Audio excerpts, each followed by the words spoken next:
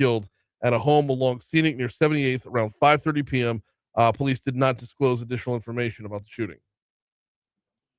Governor Jeff Landry has appointed Jared Caniglio as the new Secretary of the Department of Revenue following the departure of Secretary Richard Nelson. Caniglio is the current Deputy Secretary of the department. He was appointed to that position in 2024. He has spent more than a decade working with the Department of Revenue, starting in 2012 as a Deputy Secretary, Assistant Secretary of Debt Recovery, and Chief Operating Officer.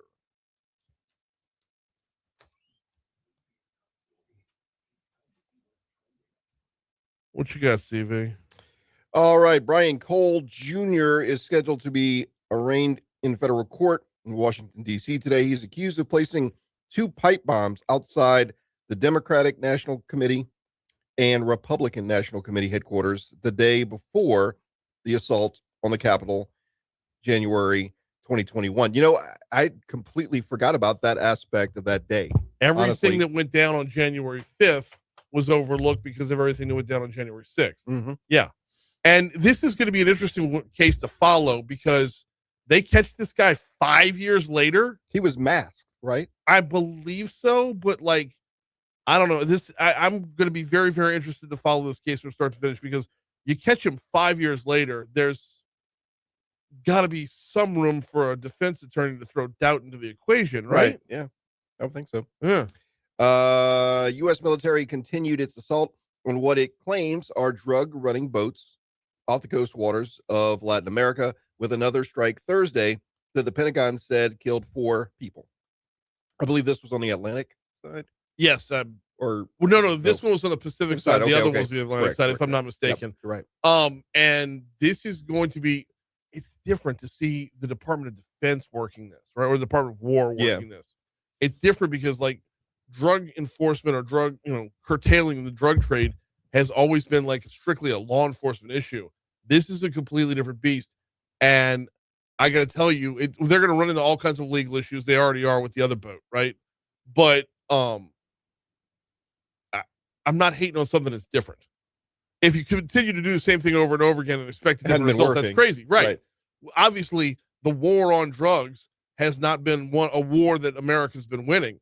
So now we put the Department of War on it. Put the Department of War on. That's where I'm at. It's going to be interesting to follow all the legal battles to come. And it's going to be even more interesting to see when those legal battles become political because they're going to be funneled through like a Senate committee or whatever. But do something different. That's where I'm at.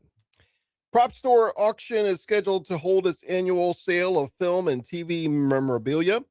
That's a tough word sometimes. Highlights include Indiana Jones's fedora from the Indiana Jones and the Temple of Doom, Spider-Man's symbiote costume from Spider-Man 3, and Jack Torrance's stunt axe from The Shining. Really? So I'm guessing these were the actual props used in the movie, and it wasn't. Yeah, they do this every so often. I also saw where what's his butt from Dawson's Creek. Poor guy's he's got a big cancer battle, and so he's hawking all of his Dawson's Creek memorabilia too. So I was listening to a podcast the other day, and there are celebrities out there who love, or people that just have the means, who love finding stuff like this, and building a room with such items. Maybe it was the jacket worn by Rocky when he was walking into the ring, right. Like that. It's just stuff that you would, I guess it's a conversation piece. I don't know. It's things that like you would wonder, why are they not in the Smithsonian? You know? Yeah. All right. Okay. So what's your show? What's the one, if you were to buy a piece of TV or movie memorabilia, what would it be and what would it be from? There's unlimited resources? Unlimited, cost is no concern here. Give me the car from Entourage. Which one? With the suicide doors. What am I talking about? The McLaren? No. The one they all wrote in. It's in the opening sequence. Oh, that vintage car. Yeah. Oh, yeah. Okay. That one just came to mind for some reason. It was always a smooth car. So, and I'm not a big car guy. I'm not a big car guy either, but give me the black Ferrari from Miami Vice. Ooh, there you go. Yeah. We had Vinny from Vex European on to talk about that car before. On Miami Vice's 40th anniversary or whatever. Yeah. It's Freeze, Miami Vice. So it's Freeze PAL. You gotta have the PAL in my there. apologies. If you're gonna Sonny Crockett, you gotta have the PAL in there. All right. And in fact, it's in the Crime Stoppers open. It is, yeah. My eyes only, pal. But I believe there's 4 of them left. The Ferrari, is it a Spider? Oh, I'm gonna get it wrong. But one of them was in Slidell. Somebody in like Eden Isles and Slidell. Home to not one good restaurant. No, don't say that. Okay. There's at least 2 good restaurants Fair in Slidell. Fair Most enough. of the good restaurants are on the west side of St. Tammany, but we'll skip past that. But one of the Sonny Crockett cars was owned by a guy who lived in Slidell. And I'll never forget the day that I saw it. It was awesome. My brother-in-law was playing in a band. Is it just a regular guy that just had? Yeah, just some regular. And I remember, like, is this before Christy and I were married? We were like, Christy and I were dating. We were going. Did you know it, or you just saw it and said, "Man, that looks exactly like." That looks exactly like Sonny Crockett's car. And as I saw the guy walking back to the car, I'm like, "That dude, is that from Miami Vice?" He's like, "Yes, it totally is." Wow, I know, crazy. Yeah. Well, if you got the means, look up the auction, see if you can get okay, Indiana Jones cars aside. Is there another piece of memorabilia? I'm trying to think, because by the way, Facebook Live. I want your comments on this all morning long. I watched. I'm trying to think of the shows that I was heavy into, and I watched a ton of Seinfeld growing up. In college, it was Entourage. So I'm thinking of what in comedies. What about something from Caddyshack? What about Rodney Dangerfield's golf bag? The golf bag. Yes. Yes. Big time right there. I love that with the built-in stereo. Yeah, with the So let's dance. Coming up on 6:15 to Talk 107.3 FM WBRP. We got sports coming up in just a little bit. High school football's back at it tonight in the semifinal round. Catholic has got quite the slog ahead of them. So they're basically Catholic guys basically playing an NFL team. Well, they're already playing a D1 team. Let's put it that way. Let me give you the rundown guest list wise this morning. David Gura is the host of the Bloomberg podcast, Big Take Daily. He's going to join us later on this hour. Scott Ballard from the LSU Board of Supervisors at 7:15. Patty G's in at 7:35. We've got the Pennington Biomedical Research Center. All of them. No, just Dr. Ghosh at 8:15. And then Pappy's Gumbo going to be in the house. It is Gumbo weather, so why not have a little gumbo for Foodie Friday? That's coming your way throughout the morning. Right now, though, we'll take a quick break, come back, talk a little high school football next.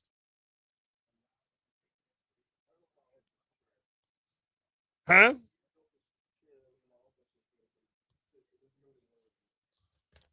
Oh. Yeah.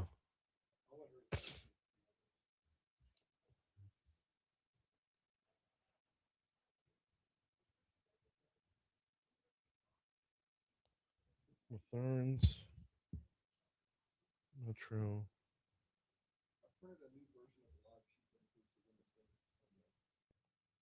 Okay. So there's no way I can get to all these promos every day, right? Mm-hmm. I try to do the sponsored ones as much as I can, but like there's 8 different promos. So when you add in the live reads,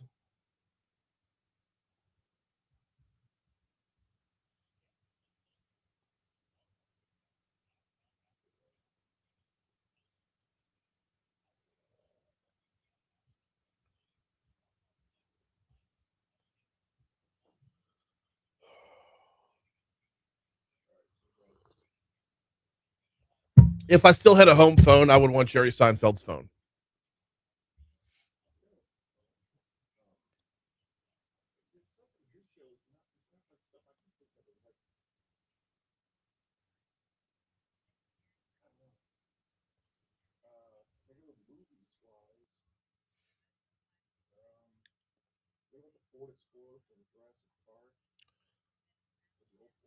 Yeah.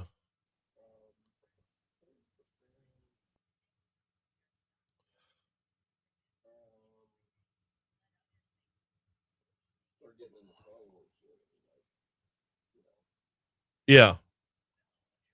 I can definitely see the Star Wars stuff.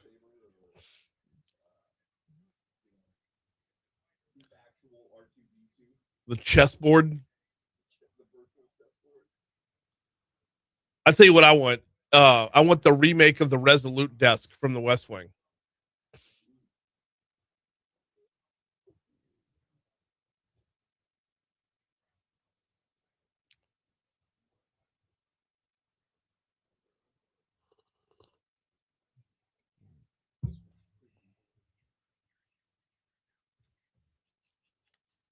Gross. ASMR.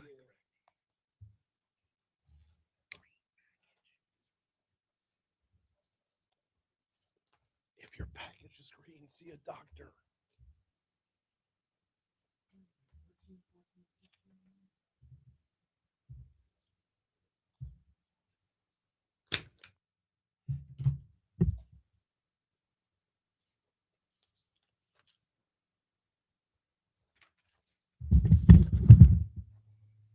Talk 1073 is your new home for Ken Trahan's original prep football report. Get live in-game updates, a full statewide scoreboard, and check-ins with correspondents from every corner of the state. All Fridays this fall from 6 to 11 p.m. It's Ken Trahan's original, presented locally by Dr. Pepper and the Harold Perkins Jr. tuition program on Talk 1073 FM. And speaking of that, got a couple of big matchups tonight. As on the one side, you got Edna Carr versus Catholic High. There's Ed Carr's ranked number 8 in the country by Max Preps. They got 15 D1 signees as of day one of the early signing period. They're taking on Catholic. The Cougars beat the Bears in the semifinals by 2 points last year. LHSAA Network's Spencer Verrett talked with our news partners at Louisiana Radio Network. He expects another close game.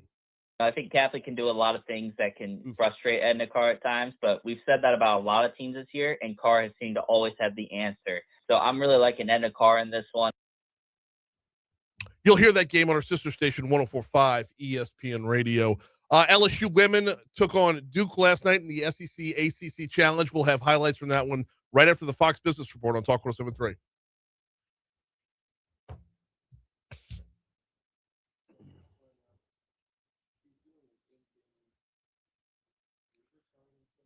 He's not doing Curtis and St. Aug? Bro, Ken, come on, man. Oh, okay. Well, that's local for us.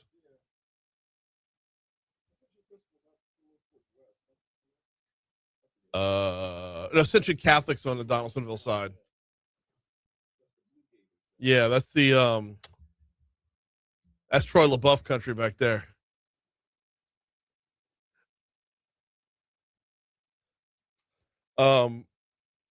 Abby's team played out that way.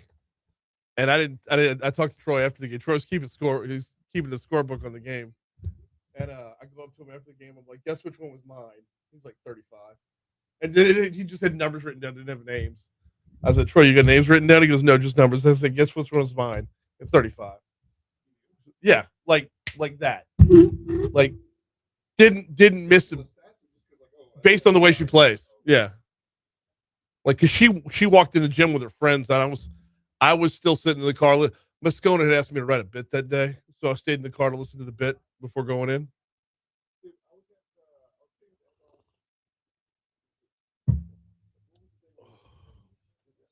Yeah.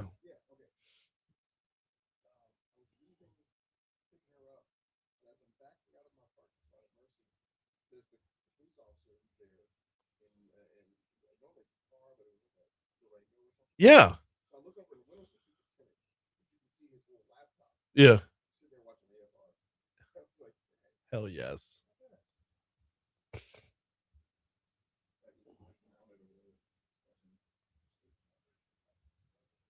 It was unmarked too. It was unmarked Durango yesterday. He was all the way down Marquette when I was. If you're talking about the same car.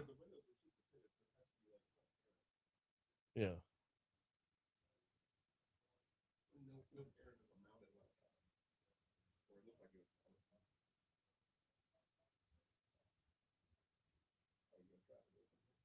Oh shit. Yeah. No.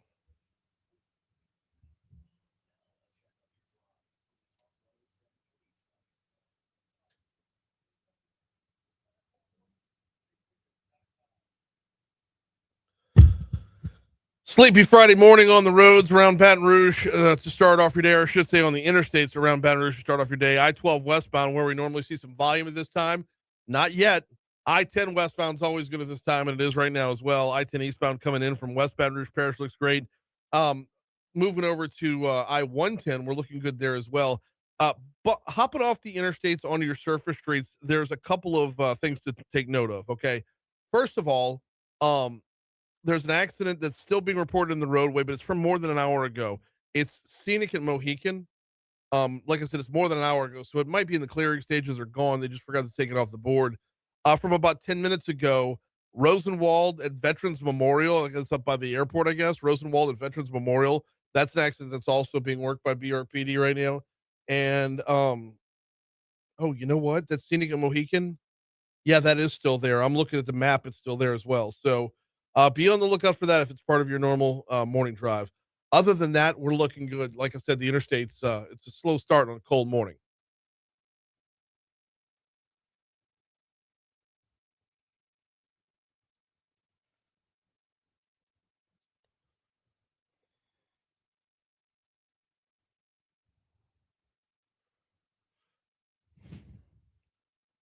.624 Talk 107.3 FM WBRP. Not too late to get your orders in. If you're in charge of catering for your company's Christmas party, or you're doing your own entertaining for this holiday season, hit up Matherns.com. Matherns.com. They've got over 50 different pre-prepared type of catering trays, whether you're talking boudin balls, chicken strips, fried fish, sandwiches, veggies, cookies, cakes, whatever. They've got over 50 of them to choose from. But here's the cool part. If there's something that you're not seeing, ask them. Ask them. They're more than happy to work with you. There's 3 locations in Matherns. For the catering, I would stick with the Highland Road location by Kenilworth or the LSU location on Nicholson Drive, right across the street from Tiger Stadium. Of course, if you're downtown, you already know where that at. Matherns became a downtown staple very, very quickly. They're here for your Christmas catering. They're here for all of it. It's Matherns. LSU women's basketball last night. Wow, what a game between LSU and Duke. Duke came into the game at 3-5 on the season, which was deceptive because this was a very, very good Duke team, to be sure. The Tigers and Duke were Tigers and the Blue Devils were battling throughout. LSU was trailing at the end of the first quarter, 24-20. Duke had the lead. LSU dominated the second quarter with a 31-19 differential, and then from there they never lost the lead. But it was a battle throughout. This is the first game this season that LSU does not walk away with 100 points. But I mean, you're playing a Duke team, like I said, at 3-5. It's deceptive. You're going to think they're not that good, but with Carol Lawson at the helm, and they're tried and true ACC team. They're Duke, for crying out loud, men or women. They're going to be good on the hardwood, and also from LSU's perspective, to go from playing in the tropics, playing on the island of St. Thomas, to playing in Cameron Indoor Arena, that is a hostile environment. Although I will say, and I tweeted this last night, I will say, shout out to the LSU fans. By the third and fourth quarter, you heard the LSU chants loud and clear on ESPN. I mean, it was like watching Rocky IV when the Russians started pulling for Rocky. That's what it sounded like when you're hearing the LSU chants last night. A couple of highlights from the game as we run you down the box score here. A couple of highlights from the game. LSU had 6 different players in double figures. Flaugier Johnson led the team with 18. You had Mylasia Full-Wiley with 16. Amaya Joyner and Michaela Williams both had 14. And Grace Knox, what an unbelievable performance by Grace Knox. She had 12 before it was all said and done. Little bit of the action here. Talk about I didn't even mention Kate Koval, who was a great. Kate Koval finally had to play up against somebody her size, so she had to battle all night, but she did come through from time to time, like she did on this particular play in the second quarter. And Full-Wiley will try to get it in, and she does to Williams left wing. Michaela needs to get going. She's 0-2. 5:27 to go, first half, 32 apiece. Down to Koval. Nice pass. Layup is good. Michaela Williams found Koval, and it's 7 for her, and LSU back up 2. and made it 34-32 LSU. It started to stretch out just a little bit as Malaysia Fulwiley is just, she's a beast out there. 25-14, second quarter for LSU. Johnson deep left wing, top of the key, right wing over to Fulwiley. LSU still hadn't hit a three tonight, haven't needed them. Fulwiley a screen, down the lane to the hole, layup is good. And Duke needs a timeout. Fulwiley, as she was headed to the lane, looked like she was going to pass it, looked her defender away, and the sea parted, and Fulwiley took it home. It is 47-38. And when you're forcing the other team to call a timeout, you know you've busted up their momentum. You know you're forcing them into a position they don't want to be in. You heard Patrick Wright on the call right there, along with Shaida Williams for LSU Sports Radio Network, mentioning that did not see a whole lot of three-pointers in the first half. That changed in the second half, especially for Michaela Williams. Fulwiley gets it to Williams with 8, now 7. Williams deep, 5, now 4. Near the right wing with 3, with 2. She'll go top of the key. Three-point shot is good!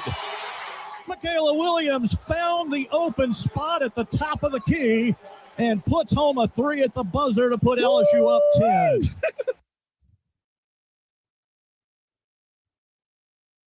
I'm sorry. I watched it last night. I knew the buzzer beater was great. I hadn't heard that yet. One more, this time from Flau'jae Johnson, who was also behind the three-point arc. Good defense after what looked like an open shot. LSU's got it. Williams, left side of the lane to Knox. Puts it on the floor into the lane. Fires right wing. Flau'jae Johnson for 3, and it's good. Great pass by Knox. It was. Flau'jae hits her first 3 of the night. She's got 10 points, and LSU is up 13, their biggest lead. Yeah, LSU would end up 5 of 11 from behind the arc last night. It was, that's just under 45% from three-point range. You can't go wrong with that. They were 60% from the floor, 88% from the free throw line. I mean, I'm tempering my expectations. By the way, side note, last night, the job that Kim Mulkey did as a coach, oftentimes once the game's off and running, the coach is just on the sidelines, right? No, not last night was a game where Kim Mulkey made a huge difference. Whether you're talking about drawing up the plays on the inbound, drawing up the plays to begin a quarter, changing up defenses, changing the way when you'd see how Duke would react to their pick and roll, and then you change your pick and roll. It was all in all a really, really good night for LSU, who moves to 9-0. Here's news.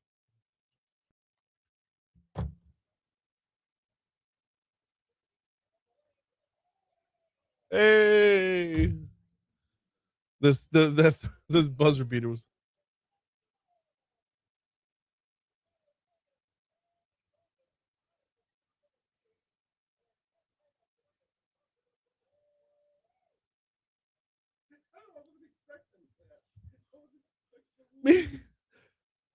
Show you to drop the woo-wee.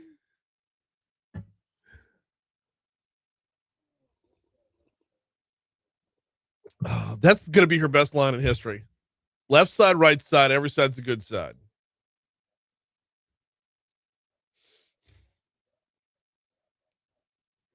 How long is the David Gura interview?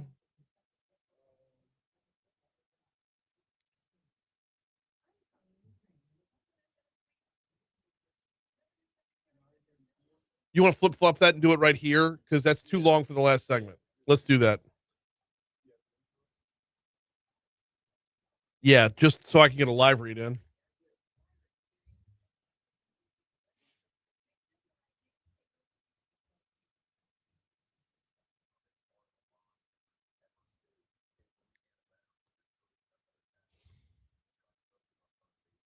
Good morning, Christy. Welcome in, Boo.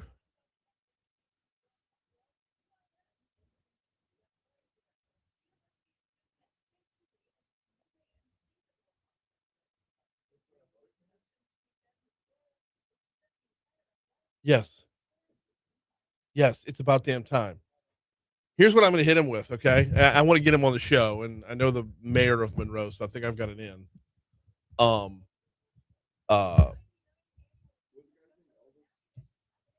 Ellis, Friday Ellis.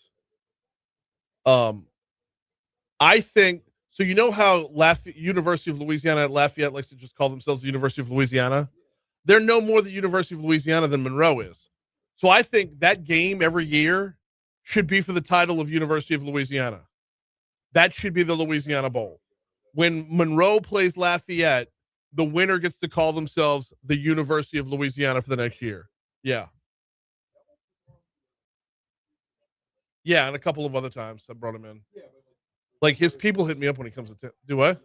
Was that what? Was DC Mardi Gras? I believe so. Yeah. Yeah.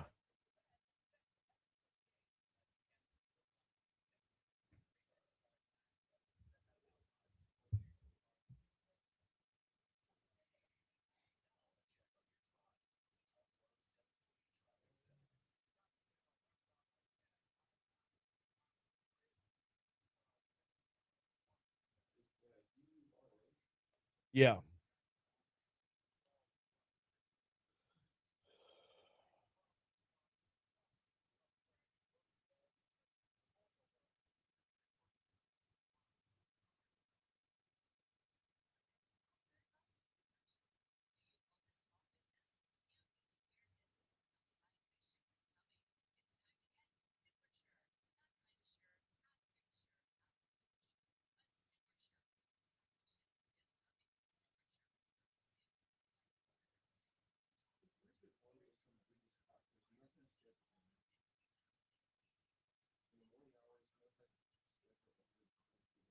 Mm-hmm.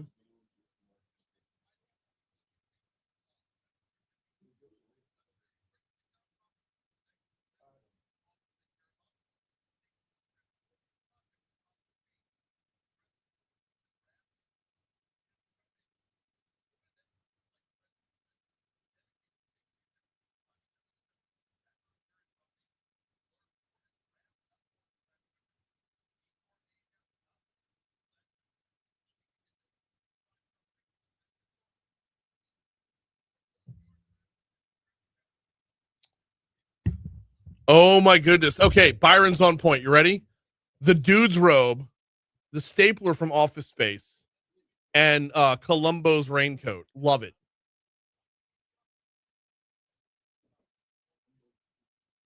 The family truck. Troy's in for the family truckster from Vacation. Yeah, if you hate it now, wait till you drive it.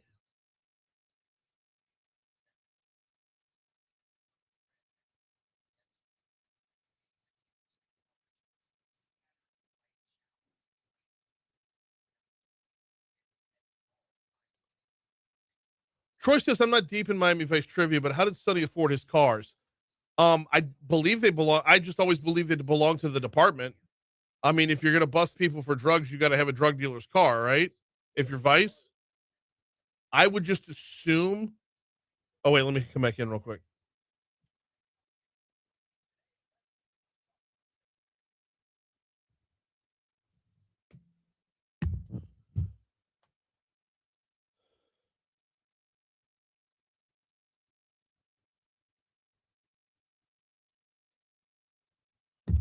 636 Talk 107.3 FM, WBRP, mornings with Brian Haldane, rolling right along. Give me one quick second to tell you about the folks over at the Baton Rouge Metro Airport. FlyBTR.com is the website. Just a heads up, we're getting down to crunch time. If you don't yet have your real ID, time to get on that. I mean, obviously a passport still works, but the typical driver's license, what is it, the beginning of, no, we're already in it. If you don't yet have your real ID, you need to get in it right now. I'm sorry, I was looking at an old email. FlyBTR.com is your home base if you want to book out with the Baton Rouge Metro Airport. They've got a daily flight to and from Washington, D.C. Leaves out early in the morning, comes back same evening. You can get in and out of D.C. without even booking a hotel reservation. Get your business done same day. You fly into Reagan National, which is the closest airport to the heart of D.C. Get your business done, come back home. It's just that simple. And oh, by the way, you don't have to worry about exorbitant parking fees or the TSA nightmare that is right down the road. You can get this done right here in your backyard, supporting a local business. FlyBTR.com. All right, Bloomberg's got a great podcast called The Big Take Daily. I got the chance the other day to speak with its host, David Gura. Let's go ahead and hear that conversation now. In the world of podcasts, how can you have a quick hit and a deep dive at the same time? I don't know, but that's what the Big Take Daily is. Joining us now, the co-host of the Big Take Daily. We got David Gura on with us. How are you, man? I'm good, Brian. Thanks. Is that an apt description of the podcast? It's a quick hit and a deep dive at the same time. I think that what we find is we set out to do these projects that are more long-term, maybe a big feature. Somebody's working on an investigation. We want to feature that. But the news cycle is such that day in and day out, too much is happening for us to plan out as far as we'd like to. So I'd say the podcast features a lot of kind of the wealth of this newsroom from all over the world. We're elevating these big stories, these sophisticated analysis pieces. But we're also trying to do as much as we can to stay on top of the news and kind of to look at what's happening around the world through this prism of business and economics. Might not be the whole focus of a given episode, given story that we tell, but always it's part of our framing to think about sort of what it means for business and economics, and therefore what it means for consumers. Well, as a consumer of the podcast, my takeaway is always like, what's that one story that I wanted just a bit more information on? I want to be a little bit more informed on. Yeah, you got the headlines at the top of the hour, but where can I follow up? And that's where the Big Take comes in. I appreciate you saying that. I think that's really what we're trying to do a lot of. And so I'm somebody who's worked as a beat reporter covering Wall Street. I worked for NBC and MSNBC for a time, so I was doing a lot of live news. Felt like I was really at the whim of sort of what was happening minute by minute, hour by hour. I think we have the great gift of being able to sit back. Each of these episodes is about 20 or 25 minutes. We're talking to, yes, our colleagues here in the newsroom who, some of them cover one company in specific or a specific sector, really have a great detailed expertise. Get a lot of information from them. We're also going outside as well to talk to a lot of principals, kind of policymakers and politicians and executives who are kind of living this economy day in and day out. So we're really trying to make for the listener a product that has a kind of gives them a greater sense of what's happening, gives them context, gives them kind of a greater sense of sort of the wider interest here at play. And covering a different news story every day. I mean, it's different. Sometimes you're talking about who the next Fed chair might be. Sometimes you're talking about golden doodles. Who gets to pick the topic? It happens in a variety of ways. So I've got a great co-host, Sarah Holder. She and I come up with things that we're interested in. We've got a great team of producers. They're bringing pitches as well. But we sit in the center of this giant newsroom. I mean, Bloomberg has 2,000 journalists scattered all over the world and in bureaus all over the world. People are suggesting to us things we might look into, stories that they want to flag, and we're trying to meet them, if not halfway, often at the beginning of kind of their reporting projects. And so that doodle story, we're referring to the dogs here, as one that came about a few months ago. There was an amazing piece in Bloomberg Business Week just about the economy of doodles, how much people are willing to pay to have a golden doodle or a Bernedoodle, these kind of bespoke bred dogs. All of that is fascinating, just the economy that's grown up around that. But I think more broadly than that, what it says about the divisions in our economy today, who the people are who are willing and able to spend that much money on a dog is fascinating in and of itself. And you kind of are talking a bit about sort of like the day-to-day challenges of hosting this podcast. It is a challenge, but also a delight to know that on any given day, the focus could be on something that's really hard, economics or markets, very in the weeds, very detailed. The next day could be something that is, I don't know, a bit breezier, is again giving you kind of insight into what's going on in the economy here in the U.S. around the world, but has kind of more of a feature take. It is a great pleasure to kind of eat at that buffet and try something different every day. What's your wheelhouse? I stumbled into covering business and economics. I was a producer at NPR in Washington early on in my career and loved booking guests and working with the hosts there, but I always wanted to report. And so the first job that I got that was a reporting job was at a show called Marketplace, a public radio show called Marketplace, which is hosted by Kai Ryssdal. And I took a chance, applied for that job, was kind of worried because, again, I hadn't studied economics or business in college, and was pleasantly surprised when I sat down for those interviews that really the kind of reporter they were looking for was somebody who was a generalist, could ask, kind of dumb questions about what's going on in the economy. And through that, I began to kind of build up my own expertise in sort of how the economy and the markets work, moved from there to Bloomberg, where here, of course, it's an incredibly more sophisticated shop in terms of kind of market and economics focused colleagues on the journalism side, but the markets data side as well. And I've made that my wheelhouse, but it happened entirely by happenstance. It's kind of wonderful to look back and see how organically that's happened. But if you'd said to me when I was 15 or 18, you're going to get into covering business and the economy, would not have been what I thought I'd be doing. But really, it's amazing. I talked about kind of the prism through which we look at news stories. It really is remarkable how I'd say most news stories that we report on day in and day out intersect with the economy and markets in some way. Just fascinating to see that, and really makes it kind of endlessly engaging. This is about to go on a completely different path than I was intending, but I love where it's going. David Gura, co-host of the Bloomberg podcast, The Big Take Daily, is our guest. Okay, so how do you make it translatable from markets to our everyday lives? How do you make that translatable, and where do we normally lose people along the way? This is something that I have really thought a lot about, going back to my days at Marketplace, knowing that audience was so big and so general. These are topics that have a lot of jargon. You can kind of take it. You can you can kind of go down a path where you just assume that everybody knows what you're talking about. I think that starting where I did, I recognize the fact that I had a lot of dumb questions. I'm saying dumb questions here. Of course, they're not dumb, but I think that people want to know about the mechanics of how the economy works. They care about what they're able to buy or not buy, if they can get a mortgage or they can't, what the Federal Reserve is doing day in and day out, what companies are deciding to do, why stocks are going up and down. People have endless questions about this, and I think that the work that I and my colleagues can do that's most productive and most beneficial to people is recognizing the fact that people are curious, that the economy impacts them every day of their lives, and not discounting the fact that you need to kind of pave a way for them to get into these stories. So again, if you take the Federal Reserve, for example, we're at a moment now where the president's going to pick the next Federal Reserve chair, make his nomination. Just stepping back and thinking about, do people understand the outsized role that the Federal Reserve plays? Yes, in setting interest rates, but really dealing with this delicate balance in our economy of, is the labor market healthy? Is there too much inflation? How do they combat that? Spelling out just the way that it works, the power that a Fed chair has over setting interest rates, working with his colleagues on the Federal Reserve Board to set those interest rates, just explaining those mechanics. We talk a lot on the show about doing explainers, explaining the economy. And yes, it's a challenge because I think Bloomberg has two very unique audiences. One is very sophisticated, people who are on Wall Street, know the economy and markets really well, just want the latest information, the most detail. But we also have this huge kind of general economy, but there are people who I think are interested in the economy and markets and have some sophistication as a result. How do you kind of marry those two audiences and speak to them? So it's something that I think is always something in the back of my head, thinking about, is what I'm saying clear enough? Am I answering questions that I might have had if I were more of a generalist coming to this for the first time? Yes, there's the risk that you can be a little too pedantic, maybe a little too basic, but I think going that direction is 9 times out of 10 better than kind of figuring that everybody knows what we're talking about, and again, leaning on all those jargon terms. How you do it without leaving? Well, how do you do it while leaving politics out of it?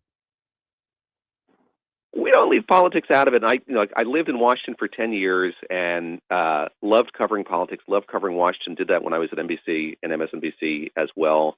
I think that we're less interested in the horse race here, but I think something we're really keen on figuring out is what role can politicians play in shaping the economy. So I look back on the government shutdown. I went down and sat down with Hakeem Jeffries, the Democratic leader. We had a long conversation while I was there. That was one episode of the podcast. And yes, we were interested in sort of the state of play as that dragged on and on and on.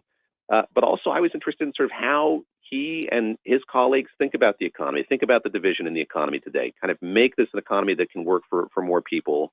Tariffs is another example of that. I mean, you can criticize the president for his tariffs policy, but it's certainly something that's animating politics in Washington today. Are they legal? Are they not? What's the effect that they're having? Is it something that candidates are going to be happy to run on when they look at the midterm elections and beyond that?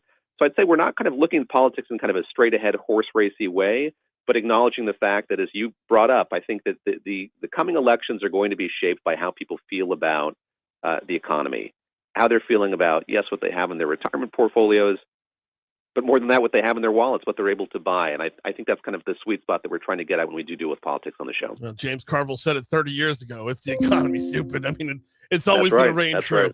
He is David Gura, co-host of the Bloomberg podcast, The Big Take Daily. Is, like you said, under 20 minutes, and it's a deep dive every day into one story that's grabbing the headlines. David, we always appreciate the time, man. Thank you so much. Thank you, Brian.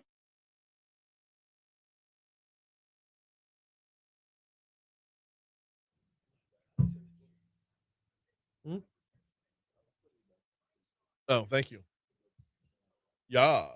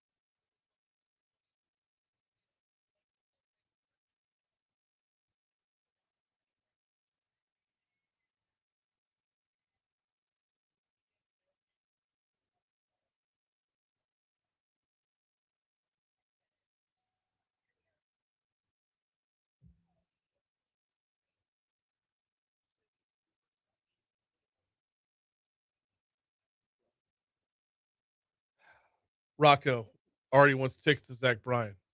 Like, I just got you boots in the bayou, boss.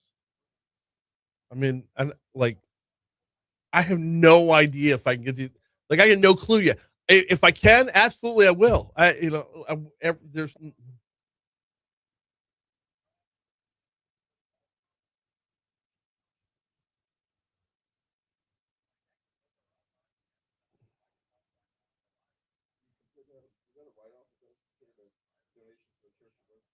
Yeah.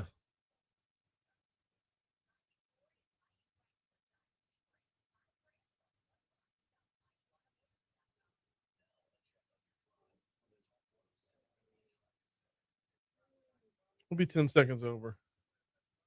We should be.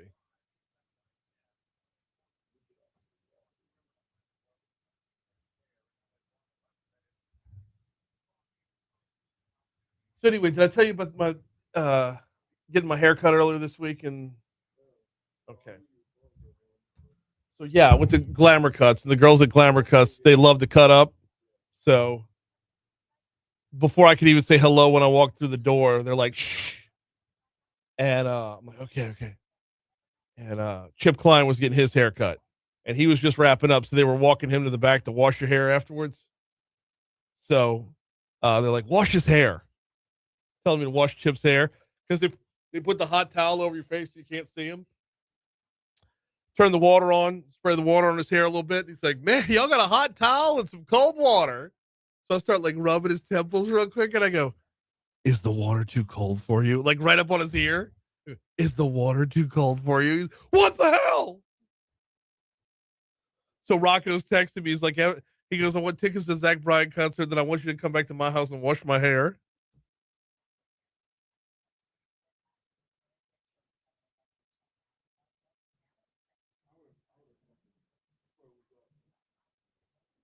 Oh.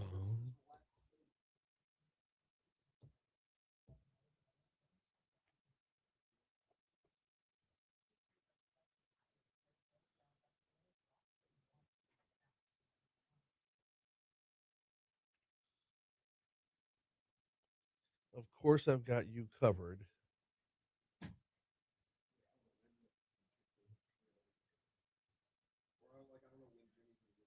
I know.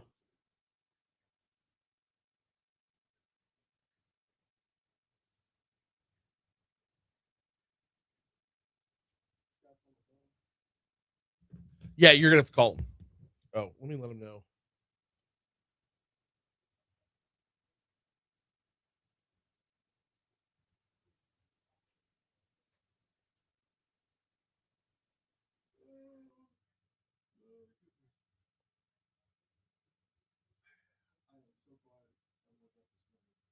You know?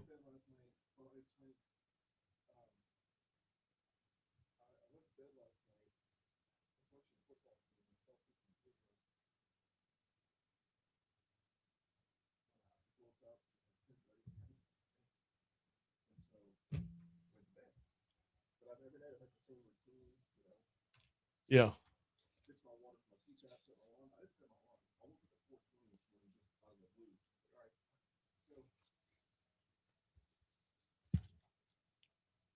Where's my LRN? Screw it. Here we go. Tune in Sunday as Coach Kim Mulkey leads the LSU women's basketball team against UNO. Coverage will begin at 2:30 p.m. with tip-off at 3 p.m. Proud to bring you every game all season long, only on your home for LSU women's basketball. Talk 107.3. And puts home a three at the buzzer to put LSU up 10. Shaida with the woo-wee. It's a hell of a performance last night. Good season to have men and women both doing well going into the Christmas break. Yes, very, very much. Well, I mean, you come off 7-5 for football. What are you going to do? Turn to the Saints? No. You turn to the Pelicans. 3-19 right now, 3-20, something like that. Yeah. Zion's hurt. No kidding. Zion's hurt. We landed on the moon. About how normal that is. All right, we got a lot of ground to cover here. Let's get right back to it. I want to start off with the news you heard at the bottom of the hour about our revenue secretary moving over. Been sitting on this for a while, but it became official with a vote earlier this week. Revenue Secretary Richard Nelson's got himself a new gig. Starting on January 1, he will be the new LCTCS president, Louisiana Community and Technical College System president.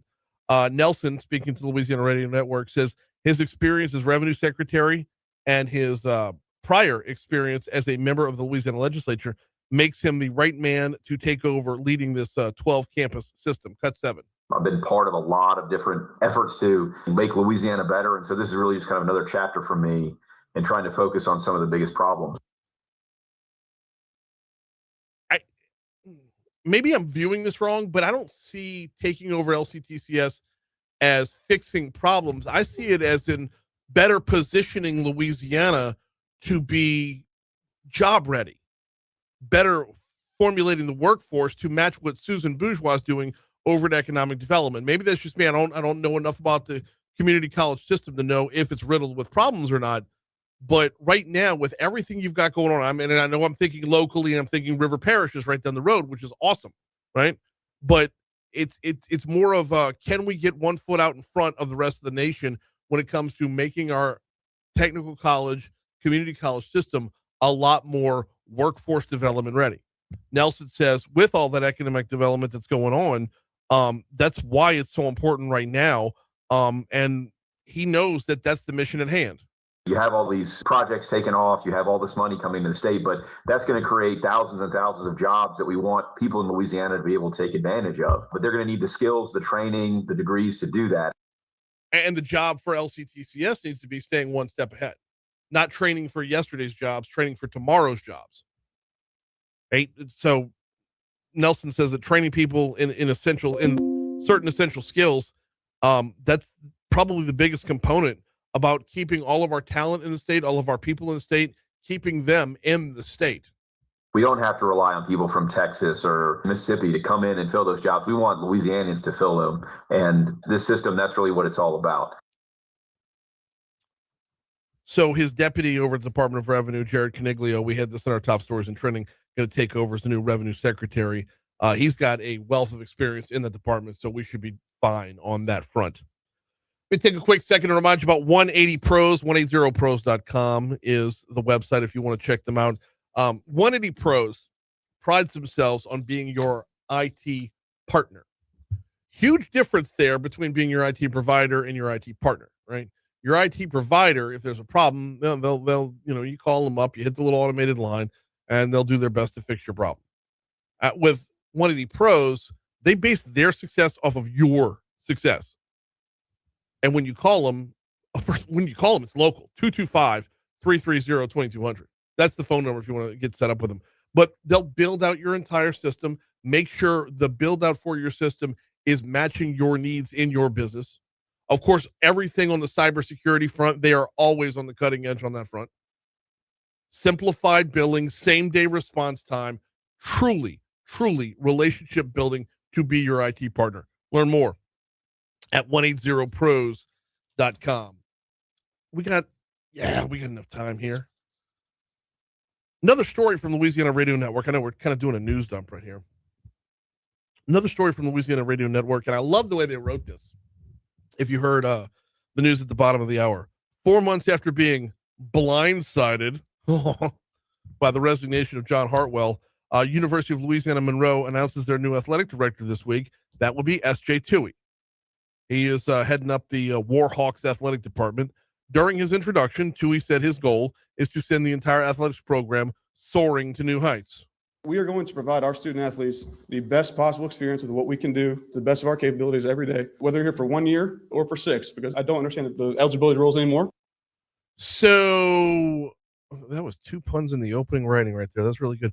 Toohey comes in at 32 years old, taking over the department, and says that even though he grew up in Memphis, and even though the rest of us know him for connections to Ole Miss, he does have a strong connection to Louisiana. But there might have been a little bit of confusion about some things on when it comes to specifics. My late granddad is in the Louisiana Sports Hall of Fame. My dad is in the Louisiana Sport or some kind of Sports Hall of Fame. I should have checked. He's sitting right there. I probably should have fact checked that. He's in a Hall of Fame in Louisiana somewhere.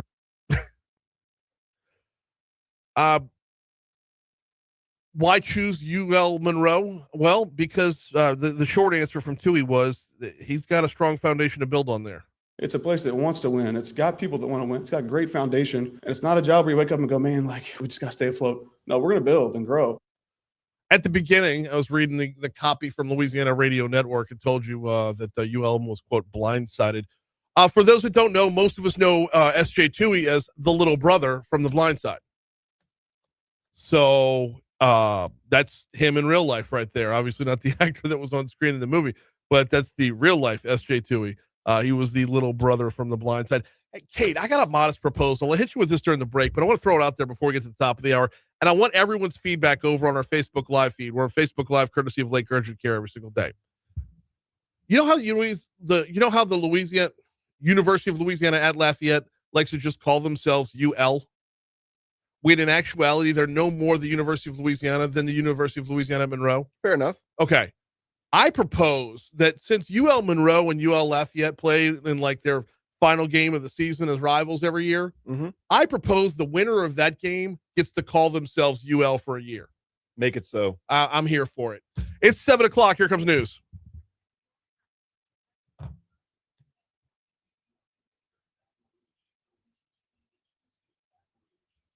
I mean, odds are UL Lafayette's going to win that battle 8 out of 10 times, right? Odds are UL Lafayette's going to win that battle 8 out of 10 times, right? UL Monroe will get on a run every once in a while. Although with the new athletic director, who knows? You know, maybe they start tapping all that Duck Dynasty money. I don't know. But, and wait till meta dollars start rolling in. But like, I don't know. Someone else can have an egg bowl or an iron bowl or a little brown jug. I mean, you're voting for a name change. You're playing for a name change here. Give me something real.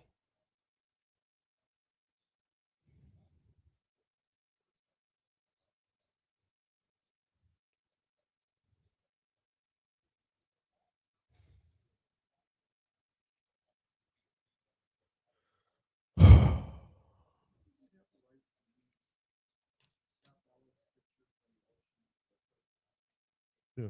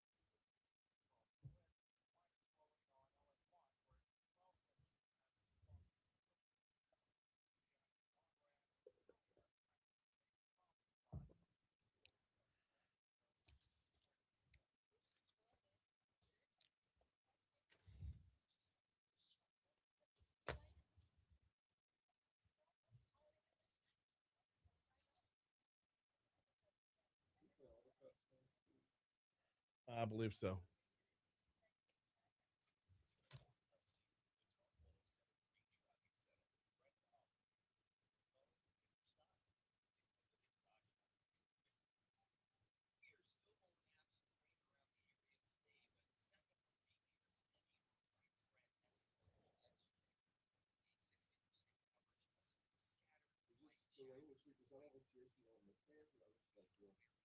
That was, well, middle afternoon yesterday when it got heavy.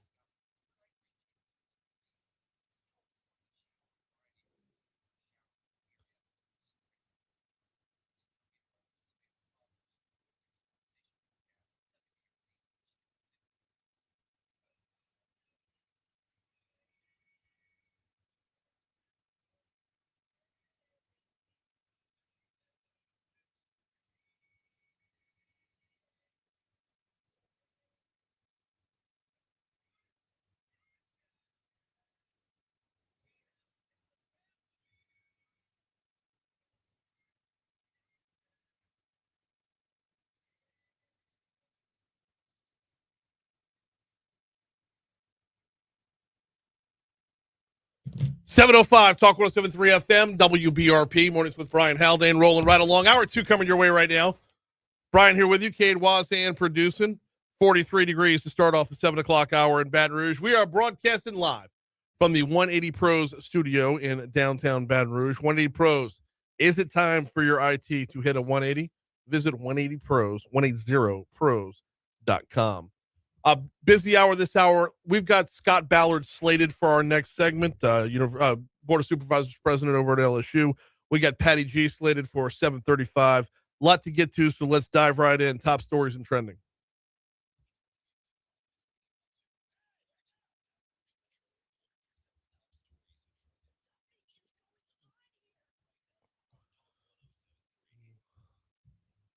What the fellas be yelling? Marrero. Video obtained by CNN shows federal agents chasing an American citizen back to their home in Marrero on Wednesday. 22-year-old Jacelyn, no last name printed here, said she was born and raised in the New Orleans suburb. There is video of her on a light jog with a federal agent behind her. She goes back into her home. The rest of the 43-second video shows what I assume is a male relative. I don't know, husband, father, whatever, brother, I don't even know. But a male relative standing in the driveway shouting at the ICE agents until they just leave. It was a brief encounter, but get ready for it. You're going to see a lot more video just like this as ICE is making their way through the New Orleans area and a lot of South Louisiana for the swamp sweep. Baton Rouge residents across several neighborhoods experiencing trouble with the toilets, bathtubs, and other plumbing yesterday due to the heavy rain impacting the city's sewer systems. The city said their sewer systems were filling with rainwater as the downpour extended into the night. As a result, neighborhoods and subdivisions across the city had numerous problems to go along with it. I can tell you when I was driving home, saw the manhole covering the road with the water spewing out of it, like, from the road, like water coming back up again. We got a lot of rain in a very short period of time. And speaking of which, Westdale Middle School is closed today due to a sewage issue. Now, the backup was reported near the campus. When contractors responded, they confirmed it was a city problem, not a school problem. Because repairs must be completed by municipal crews, the city could not guarantee the work would be finished by this morning. So, school will reopen at Westdale Middle School on Monday. A 21-year-old was killed in a possible home invasion along Scenic Highway on Wednesday evening. BRPD said Donovan Pugh was shot and killed at a home along Scenic near 78th around 5:50 p.m. on Wednesday. BRP did not disclose any additional information about the shooting. Governor Jeff Landry has appointed Jared Caniglio as the new Secretary of the Louisiana Department of Revenue following the departure of Secretary Richard Nelson. Nelson's going over to head up LCTCS. We talked about that in our last segment. Caniglio currently is the Deputy Secretary. He's got more than a decade's experience in the department.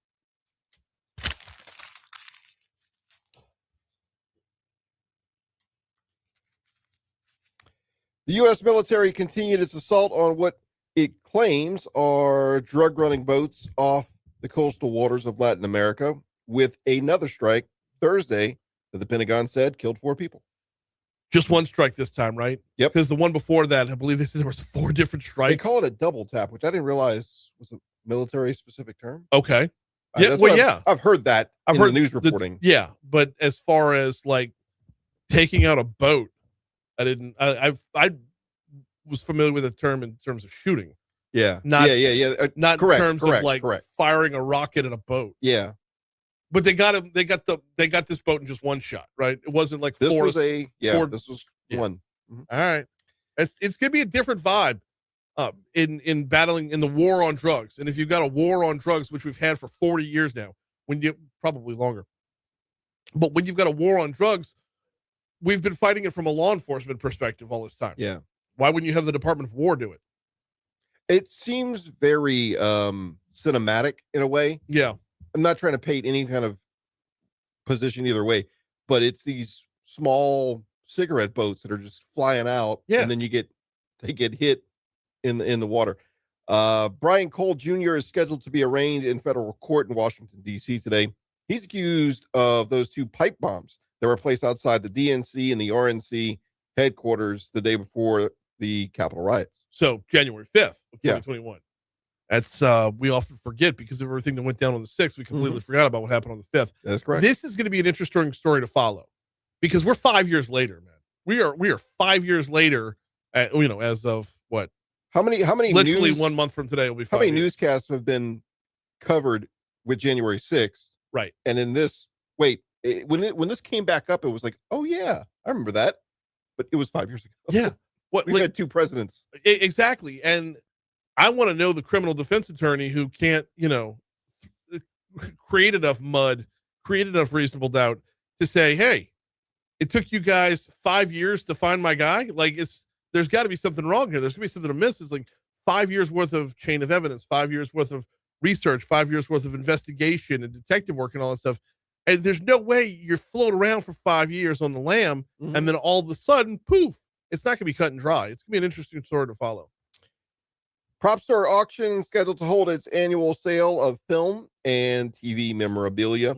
Highlights include Indiana Jones's fedora from Indiana Jones and Temple of Doom, Spider-Man's symbiotic costume from Spider-Man 3, and Jack Torrance's stunt axe from The Shining. We had some contributions.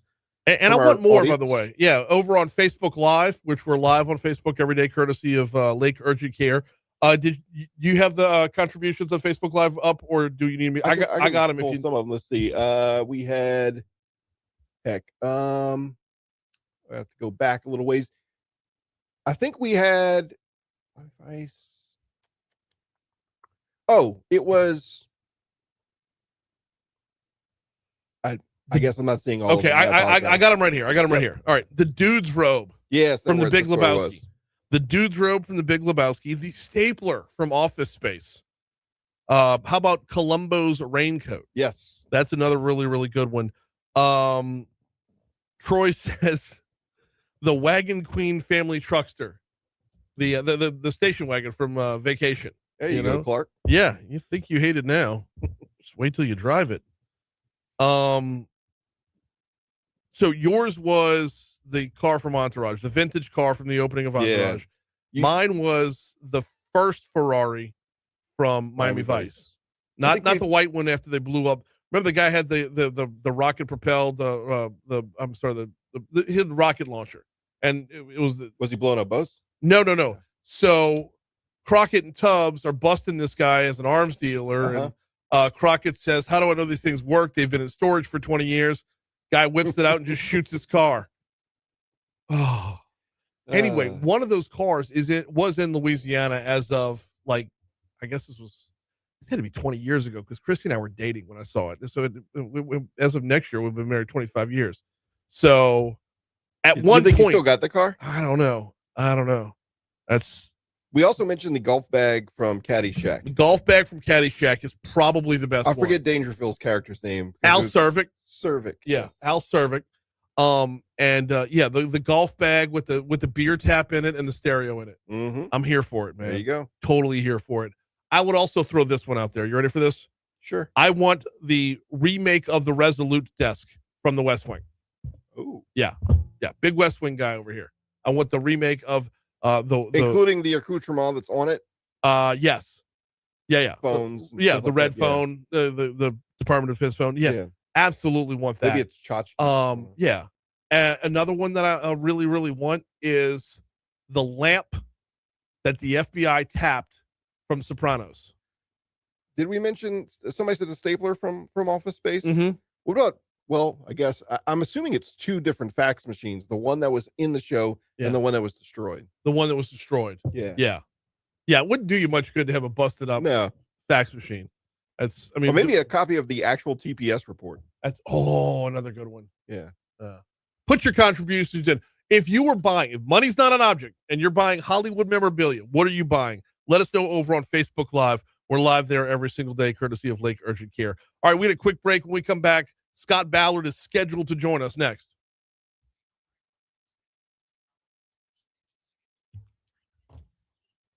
I texted you his number.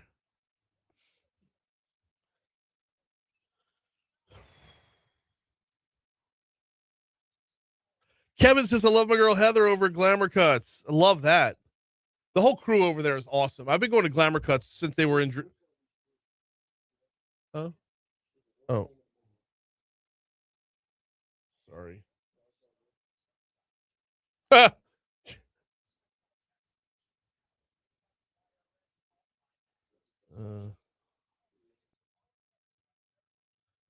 Mobile.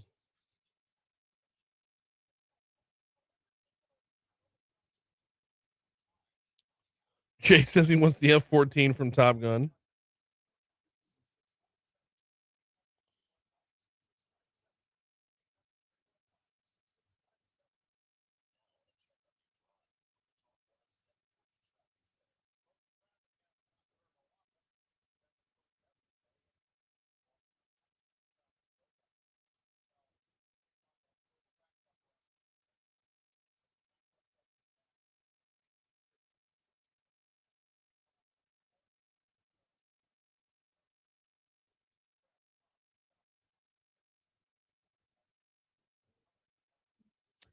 I was worried this was going to happen.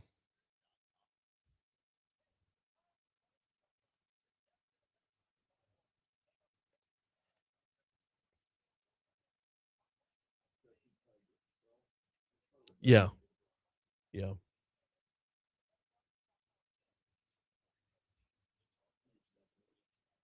Right.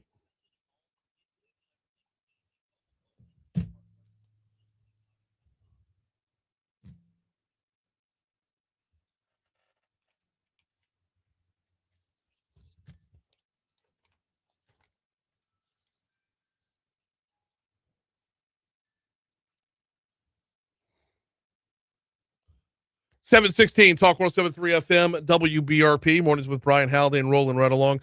Trying to get a hold of Scott Ballard, the president of the Board of Supervisors over at LSU. We have him slated for right now. I'm texting him, Cade, not getting a text back yet, so just keep on trying over there. Hopefully we'll get through to Scott. I want the rundown. I want the inside scoop on how this played out from the firings to the hirings. We're going to hopefully hear from Scott coming up. He said call now, so good deal. We'll hear from him in just a second. That does give me a minute to tell you about the folks over at Neurojust. Neurojust.com. If you or someone you love is suffering from anxiety or depression, and the holidays can be a trigger, to be sure. If you're finding the holidays to be that trigger for whatever reason, visit Neurojust.com, Neurojust. Neurojust.com. They battle depression a little bit different over there. They're not going to hit you up with the prescription drugs. They specialize in something called TMS therapy. That's transcranial magnetic stimulation. It is FDA approved. It is non-invasive. There are no side effects, and they get results, y'all. Up to 85% show response. Learn more at neurojust.com. All right, let's walk through the last, 2 months or so at LSU. Scott Ballard is on the board, heads up the Board of Supervisors at LSU. He's on with us right now. Scott, how are you this morning, man? I'm doing well. How are you doing? Doing very well as well. So, are you just like going into hibernation now to rest because it has been so much over such a short period of time? Yeah, it has. I tell you, we got new president, new chancellor, new athletic director, now a new coach. So I'm going back to my real job, start getting and make sure I keep my house, my mortgage. Right. All right. Walk me through it. Walk me through from when Kelly was first, I'm air quoting, fired to when he actually got his termination. How did all this transpire? Like, how did it come across through the Board of Supervisors, through your lens, I should say? Well, Coach Kelly, had struggled. I mean, you pay, like at the time it was top 4 in the country to perform. I mean, Coach Kelly was a good guy, a good person. I knew him well, but it transpired that I think Verge said it best. You walked in on that field that evening and just saw you lost your own people in Tiger Stadium. Yeah. It was a different feeling. All of us who have grown up going to Tiger Stadium, surely been there the last 20 years. When you do this long enough, and as Verge has, as Scott Woodward at the time, and you just knew that in some ways lost the team, surely lost the fans, and the energy wasn't there. And LSU expects more, demands more, and Scott felt it was time, and we agreed. Talk with Scott Ballard, head of the Board of Supervisors over at LSU. So then sequentially, next, the governor spoke up, talking about the contract and whatnot. And I'll step up for the governor real quick. Everything that Jeff Landry said, while it was such a kerfuffle at the time, everything has come to fruition and has been a talking point for others where, like, we might be setting a model for others to follow. I know he caught a lot of hell at the time, but things have played out basically word for word. Yeah, the governor runs the state, and as a fan, he saw what others saw. He surely has his style, and wish that many wish that it sometimes verbalized less. But the truth is, he's watching it and sees it and feels it the same as everyone else. And to your point, what the governor said came to fruition. Walk me through Woodward leaving, if you could, because that was I feel like the switch over an athletic director, moving to Verge, was such a no-brainer that the process looked smooth from the outside. Walk me through it from the inside. Yeah, look, I'm a process-driven person. Everybody who knows me knows that if we're going to do something, as much as possible, we're going to have a process. We're going to have inclusion of the process. That means the Board of Supervisors and people who have invested interest. And we did do that. So sometimes people think things, to your point, it all happened quick, takes longer than it should, believe it or not. And I do not. I think the people who are on the other side deserve a process, and so do we, to make sure we don't make mistakes, we don't get caught speeding. But it all happened quick. And on the Scott Woodward thing, it was just a matter of process. It was a matter of what did Scott want to do? Where was his head?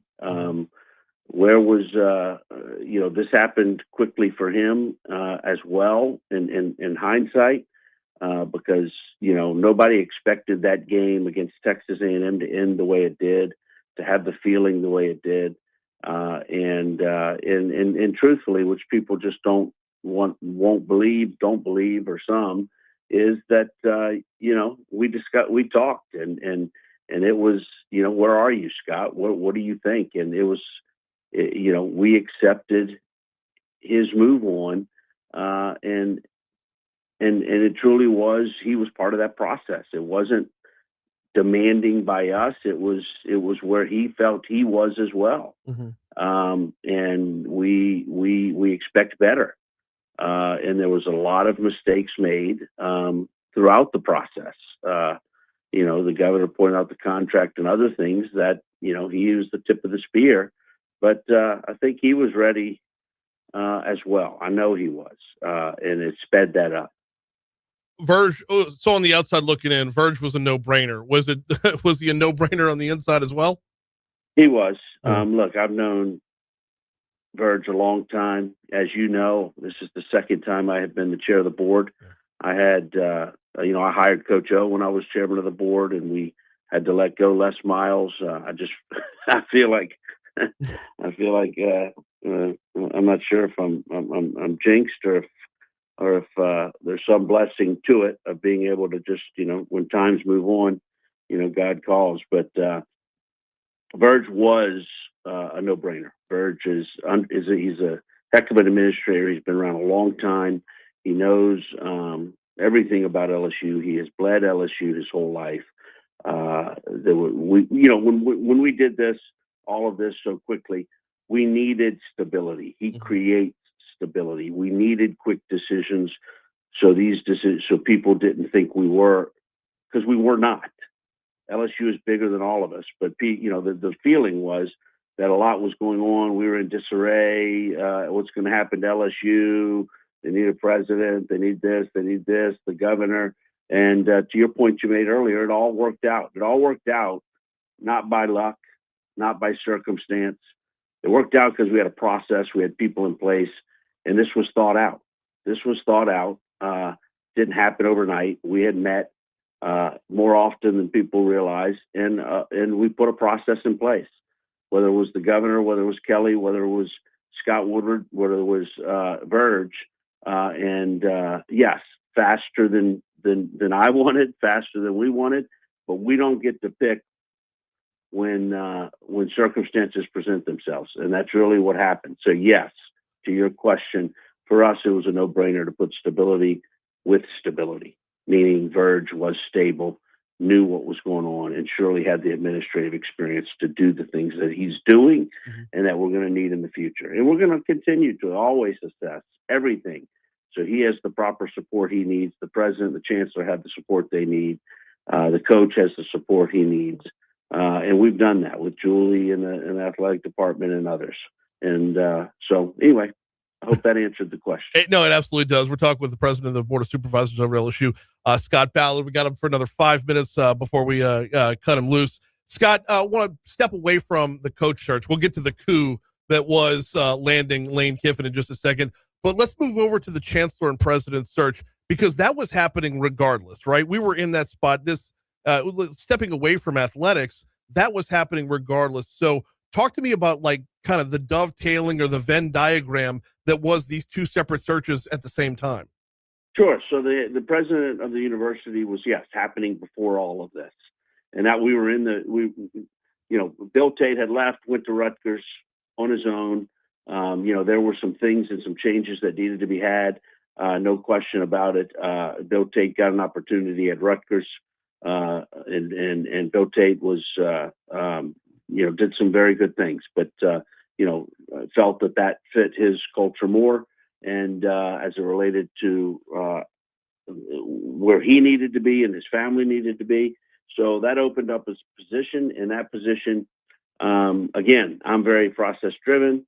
So I put together what I think to be a great search committee that represented everybody, represented the Boyd professors, represented the staff, represented athletics, represented healthcare, represented other universities with chancellors, with the chancellor from the LSUA, with leaders of the healthcare organizations, Ochsner, LCMC, and FMOL, Our Lady of the Lake, Ben Bordelon and other board members were on there, and representation of everyone on our campus, including students, our student president, our past student president, who was a med student at Shreveport, to make sure Shreveport had the proper representation. So my point of all that is, and we took several months and we interviewed,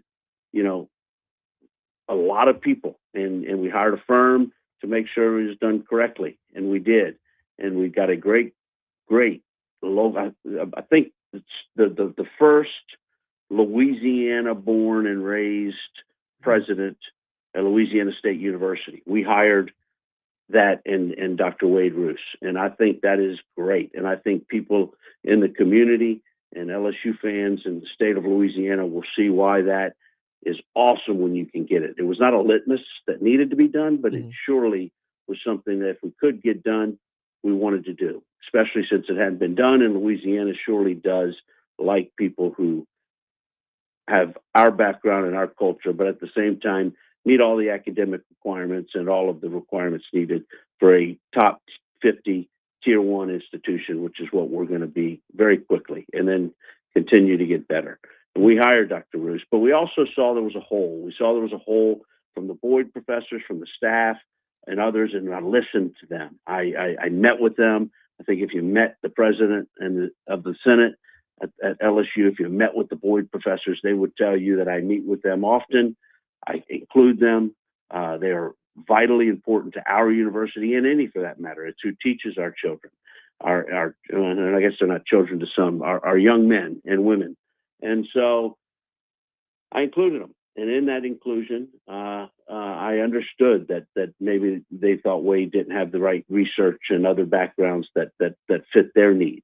Now, whether that's right or not, whether a non-traditional person should have the opportunity, whether you're a 4-star general or whatever, a lot of them don't meet that. But I listened. We listened, and we went and luckily got a person who also was the provost at Alabama, who has done a phenomenal job the last decade, as we know, recruiting our kids away. And a good university is related to academics, I guess athletics too, if we're honest. So, and we found 2 for 1. And we hired a chancellor. Go ahead. I was going to say, and back to Roos, the point on Roos is like, when you look west of McNeese, everybody like knows him for the Will Wade hire. But I would argue that his job positioning McNeese in the workforce development category in the L&G field was probably the biggest gold star on his resume. It was. I mean, remember, this is a guy who has a PhD in economics, who was on the board of trade in Chicago. This is a guy who has had a lot of success. Yeah. This is a person who understands finance, understands people, understands being the tip of the spear. So you're 100% right. We got just a couple minutes left with Scott Ballard, who heads up the Board of Supervisors over at LSU. I'm going to keep you for about 2 minutes longer than I promised, Scott. I hope that's okay. Because we haven't even gotten to Lane Kiffin yet. And give me the brief synopsis here. Like, when did a head coach in a national championship hunt become a possibility? And for how long did you have to sweat waiting out his process? Well, when we saw that we needed to hire a new coach, and then we hire a new athletic director at the same time, one of the things that we were very consistent, John Scarmouche, myself, Verge Osbury, Ben Bordelon, EJ from FMOL, and I know I'm forgetting someone, of course, Wade, when he finally came in and was hired as president. But from the beginning, Verge and I discussed, with John and others and our board members who played a very large role in giving us the support to keep going, is that we needed to find the best. That we didn't get that right with Coach Kelly. Obviously, I was not on the board at the time, but we didn't get that right 4 years ago. But we were LSU, and I know we say that, but we mean it. And we deserve the best. We expect the best. And look, our institution, LSU, that's what brings the best. Us as individuals, Verge, myself, Carmouche, and others, and Wade, and our Board of Supervisors, we play a very important role. But let's not kid ourselves. LSU drives the best. People want to be here. Lane Kiffin said it himself. It's the best job in America. It is for a reason, because of our history, because of who we are, because of the trophies on that wall, and Tiger Stadium. When you ride by it and walk in it, there is an awe to it. So our job was very difficult. Verge's job was very difficult, but those people came because of LSU, not us as individuals. And we honed in on him from the beginning. And I'm proud of our team. I'm proud of Verge. I'm proud of our board and others for saying, stay with it. Because you saw people. We were losing people in the market. We were losing 2s and 3s and 4s on our book. And if it wouldn't have worked out, then, we maybe would have had to compromise. And sometimes compromises work out. Look how Coach Saban worked out. He didn't win a bowl, but that's not where we wanted to be. So we stayed in there. We got it. Lane came. Lane had a very tough decision to make. He truly, from a mental, moral perspective, it was hard to leave the place that he said was the best 6 years of his life. But as he also said, this is LSU. Ole Miss is not LSU. Love you. Love my Ole Miss friends. That's not Tiger Stadium. So that's not the football we are. No, I mean 68,000 is a non-conference game for us. That's the difference right there. Last one before we get you out of here, and that is, we all saw the process from the outside unfold, but there was a lot of back and forth, and that from the end of the Egg Bowl to the announcement. At what point, how long did you have to sweat through that? We had to sweat through that as long as y'all did, to be honest with you. I mean, we started to feel really good after the Egg Bowl, but Lane was truly struggling. I know people don't believe that, but he was really struggling. I mean, we had a good idea Friday evening, Saturday morning for sure, and we're very confident. But we weren't confident. Sexton is an old Camp Rockmont guy like myself. We both went to Camp Rockmont in Black Mountain, North Carolina. He holds it close to the vest, and he pushes hard for Lane. And Lane, he's not lying when he says that it was a hard decision. But we started to feel really comfortable Friday, but I will tell you, it was pretty last minute, into Saturday before I would tell you that I would have, that my eighth grade bicycle that I loved very much. It wasn't until then. He is Scott Ballard, president of the Board of Supervisors over at LSU. You've been far too generous with your time this morning. I greatly appreciate it. Hopefully this isn't the last time we chat. Hopefully, some smoother waters, and we can, sift through less important items at a later date. Scott, always appreciate the time. Yeah, thank you. Go Tigers. Go Tigers. Absolutely. We ran long right there, blew right past ABC News. I'm unapologetic about that. Here's local news, traffic, weather. Patty G's next.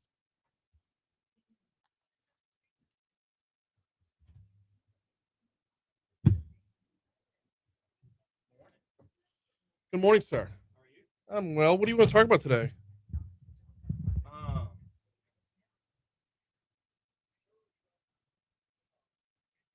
So I found it fascinating, the part about the local employee influencer-driven tactic. Local employee influencer-driven tactic. For marketing. Rather than hiring a big firm, they're having their employees go and say, "Great content, we'll post it," and that's our marketing plan.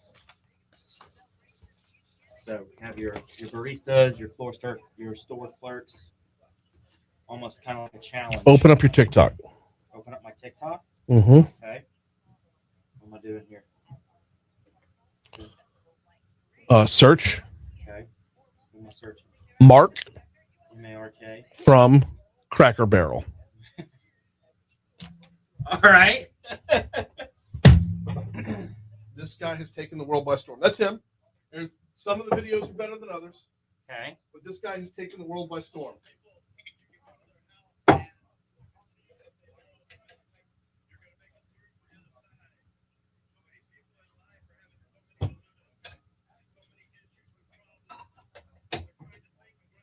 Who is he?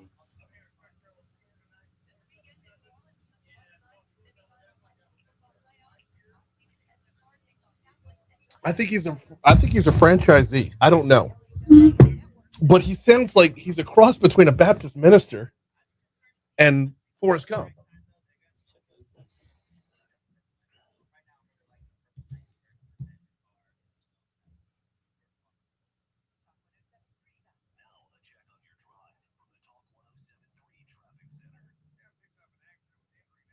Mark Miller, Music for Him Now Ministry.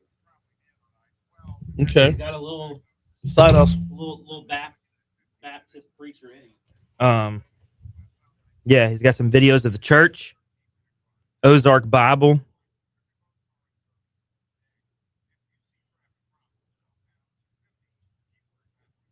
So what do you mean he's taking TikTok by storm?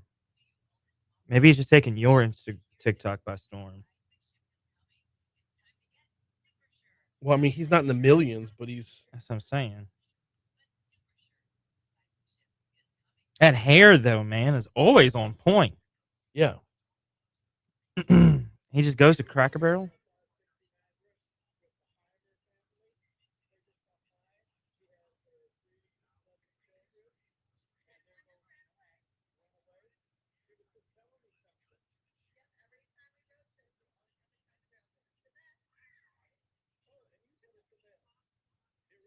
Yeah. That's not, wait, He's got. music for him now is not his. It's not his? No. Yeah, these numbers aren't nearly where there's a different user. Yeah, He's gotta okay. be. All right.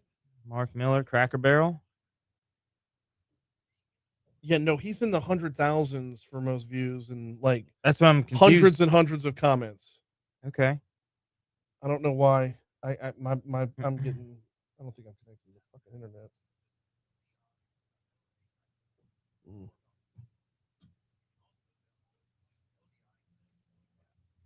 Music for him now is the only thing that's coming up for him. He's got to be. This is not right. He's definitely a franchisee because he's like wearing apron. Yeah. He's got his name. It's got Cracker Barrel on the side of it.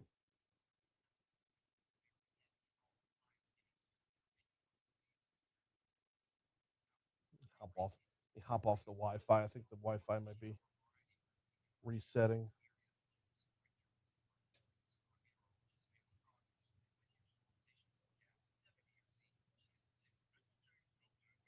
Yeah, like he's definitely a franchisee. Yeah.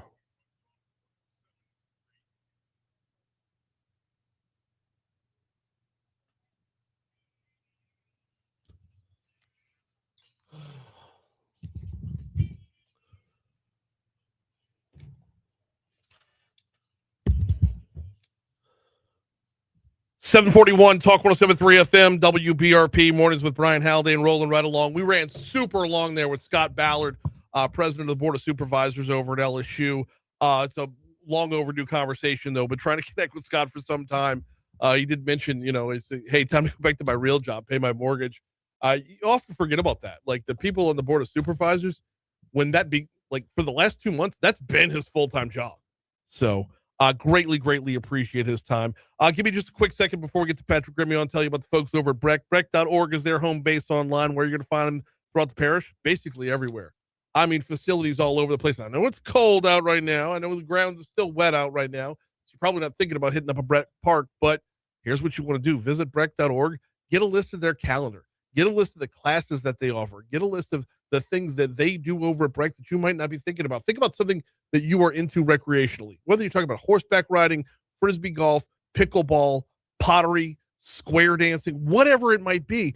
Breck's got the facilities and the classes for you. Learn more at breck.org. All right, Patrick Grimion's in the house. How are you, sir? Good morning, Brian. I'm well. It's a vest day. It is so for those that don't know, Patrick Grimion has something against sleeves. I just like the vest, man. Keep his core warm, Keep I the understand that. I understand flowing that. properly. I love keeping my core warm so much that I put on an extra 50 pounds just to walk around with it. Yeah, see? Just see? It's Exactly. a natural vest. You don't need the sleeves. No, I don't. So, the sun's not out, but sun's out, guns out. Yeah, right? it's the best day for a vest day. It is. All right. I'm not going to give you hell about vests today. We got a lot of ground to cover. Before we get into anything though, okay? Okay. Pop culture. All right. All right. We had this in top stories and trending. There's a big auction going on right now where they're auctioning off like Indiana Jones's hat. They're auctioning off the axe from The Shining. Oh, where's this at? Some place out in LA. Okay. Money's no object. Yes. Money's no object. If you could pick one piece of memorabilia from a TV show or a movie, what would that one piece of memorabilia be? Man, you're hitting me on the spot here. I am hitting you on the spot. Like when just from things that you were saying, what would be cool to have would be, like Indiana Jones's whip. That would be cool. The whip. I wouldn't want the whip more than the hat. Yeah, I feel like I would have a lot more fun with the whip. Right. The hat you put it on, everybody's like, okay, great, but you could like crack that whip. Well, yeah, but I mean, everybody's got a fedora, right? Can you tell the difference between Indiana Jones's fedora and the fedora from Jurassic Park? Now, speaking of Jurassic Park, I have my item. What? The Jurassic Park Jeep. Cade had that one earlier. That's a great one. Like that's my item. Yeah. The Jurassic Park Jeep, absolutely. All right. 100%. All That right. YJ, heck yeah. Okay. Like, that would be, and I would drive it every day. Well, yeah. I mean, you would have to. I mean, at that point, you want everyone to see you in that. But see, I would want one of the ones that was like partially damaged during filming, like bite marks, like bite marks, from the dinosaurs, right? Mm-hmm. And like the roll bars bent a little bit, just so when you drive it around, people look at it and they're like, "Is that the real thing?" Yeah. And the license plate would say it's real. Okay, you know what I want? I want Chief Brody's gun. Chief Brody's gun from Jaws. Okay. Smile, you son of a. That's what I want. Okay, that's a good one. All right. I'll give you that. It's pretty good. But so yeah, we got actual business to talk. We do talk business culture a little bit on this segment every month, and I want to dive in I want to dive into the pool that you threw out during the break. You want to talk about the world of the employee influencer, and I love this. What put you on this path? So, what put me on this path was talking this past week. We actually recorded our 300th episode of the Patty. You're kidding me. 300. Man. So I was on episode like 9. You were on we all know the Lent episode during COVID. I know. So when you gave up drinking for Lent. Lent. That's right. And it was, you were your back porch. Yep. Yeah. So anyhow, so recording episode 300, we're looking at podcasts for business owners and the opportunity that presents itself to control your own narrative with the flip of a switch or the push of a button to record something.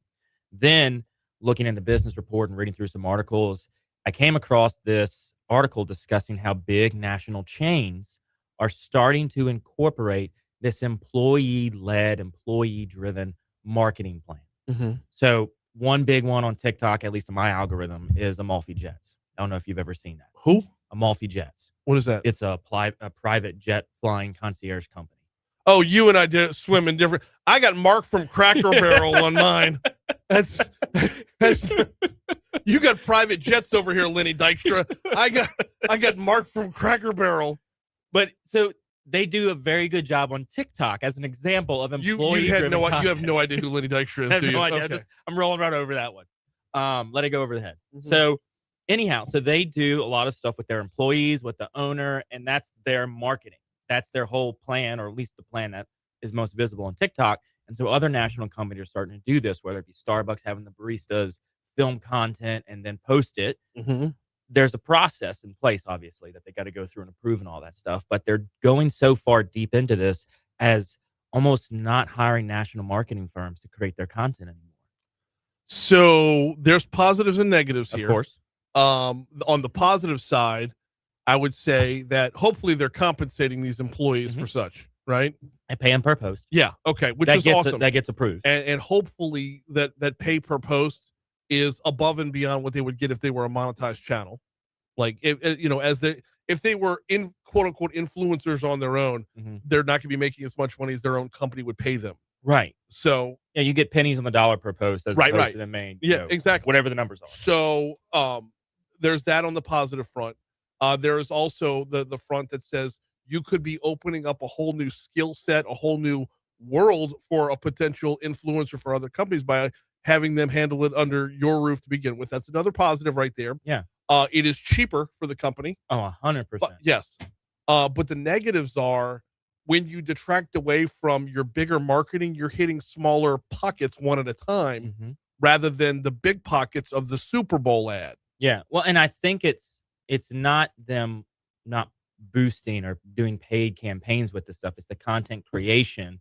They're focusing on having their employees create it. Right. Rather than having a firm come in, stage it, say, okay, you sit at this Cracker Barrel table, act like you're having a good time. We're going to come in and film a family having dinner. Right. We want someone who's in the restaurant to walk in there and say, hey, can I take 2 seconds of your time? I'm going to film you and your family interacting with us as we deliver your food. Right. To get an authentic feel. Right. And so that's the more thought, not the let's totally not do something for Super Bowl. Although I'd be impressed if somebody pulled it off for a ad of that caliber that was employee created. So the other potential negative on this front is yes, you want authenticity, but marketing departments, marketing heads are they're never going to stay away from their own involvement too long. You're going to go from authenticity to how can we fake authenticity? Yeah. Very, very quickly. And so you've got a tightrope you're walking here. Right. You have to be aware that that's going to happen, right? Because what I say, marketers ruin everything, right? And so at some point we'll get to that level. And this is probably pretty new for most companies ever experimenting with this. And when you bring it on the local level, as you've got companies here in Baton Rouge, the greater Baton Rouge area, that are considering what do we do for 2026, and they're having their year-end meetings, planning, looking ahead as what do we spend on marketing? How do we devote those dollars that are coming so and so tight these days? This is an option for them. Now, we got 30 seconds till break. We'll pick this conversation up on the back end of the break. If you're watching us on Facebook Live, it's about to get nuts during the break, by the way. So going into break, I will say this as well. There's also a level of saturation that gets very, very dangerous here too. And I will speak specifically to one market out there. Realtors, knock it off. You've overdone it with yourself, with your employee influencer on that front. Okay, I'll challenge you on a particular when we come back, or during the break, and then we'll pick it up when we come back. Here comes Your Money Now on Talk 173. No, she's definitely a off-air marketer. The girl from Tampa? The girl. Oh, I'm in love with her. She is awesome.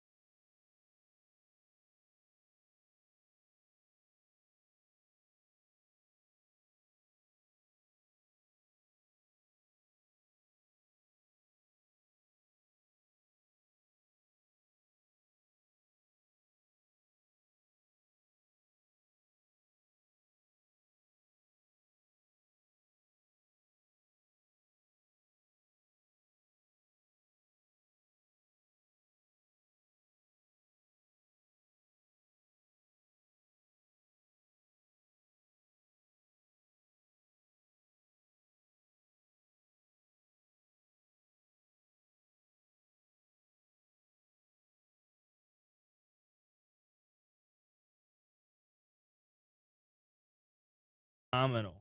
Okay, but she nails it every time, right? She does. She nails it every time. She's not doing your traditional realtor stuff. No, every other realtor out there is going to do the walkthrough in the house, and it's just too much.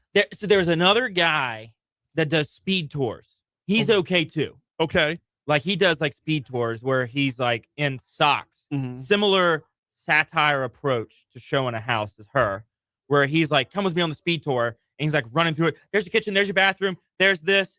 And then he goes, check out that island or whatever. And it pans to the island and it comes back on him. And he's like on top of the kitchen counter looking at you all kind of funny. And then he jumps off and it does it very well. I'm poorly redoing it.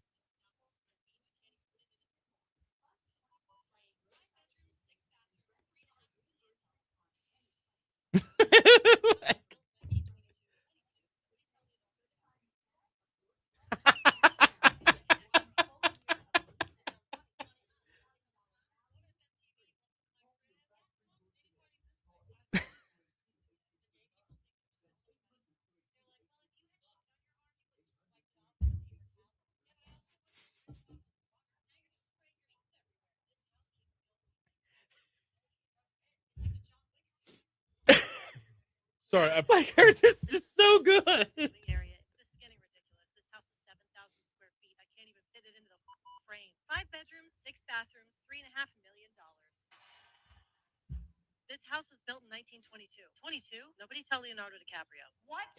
Oh, why do I feel like an extra on the set of Goodfellas? You think I'm funny? Funny how? You think I'm a clown? What up, MTV? Welcome to my crib. Yeah, come on, the Diddy party's this way. I'm so glad there's no bidet. Bidet people think they're so much better than us. They're like, well, if you had shit on your arm, you wouldn't just wipe it off with a paper towel. Yeah, but I also wouldn't just rinse it off with water. Now you're just spraying your shit everywhere. This house keeps going and going and going. It doesn't end. It's like the John Wick series. I'm only used to getting my dad Coors Light out of the fridge. This is the Girls Gone Wild viewing area, isn't it? That's right, Sarah. You take that degree in engineering. Oh no, I'm naked in the tub. I hope a man who's 6'3" with a gambling addiction and a temper similar to my father's doesn't walk in. You're amazing. It's not your fault the end of your belly button looks like a Vienna sausage. I feel like I'm the bartender on the Titanic. Might as well start drinking, everybody. We're all gonna die tonight. What do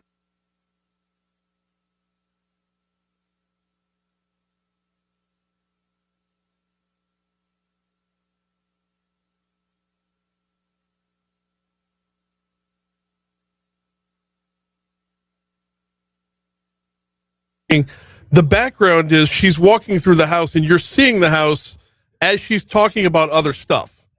Yeah, like she's doing a general house tour. But like different parts of the house are a jumping off point to talk about other things. Like, yeah, put it up on the TV. Let's see if we can do this. Can we? Can you? Well, no, they won't be able to see it. I mean, it's not gonna be big enough. They can see it. They'll be able to see it, but they won't be able. It's not big enough. Okay. Kind of like the pool in the video. So.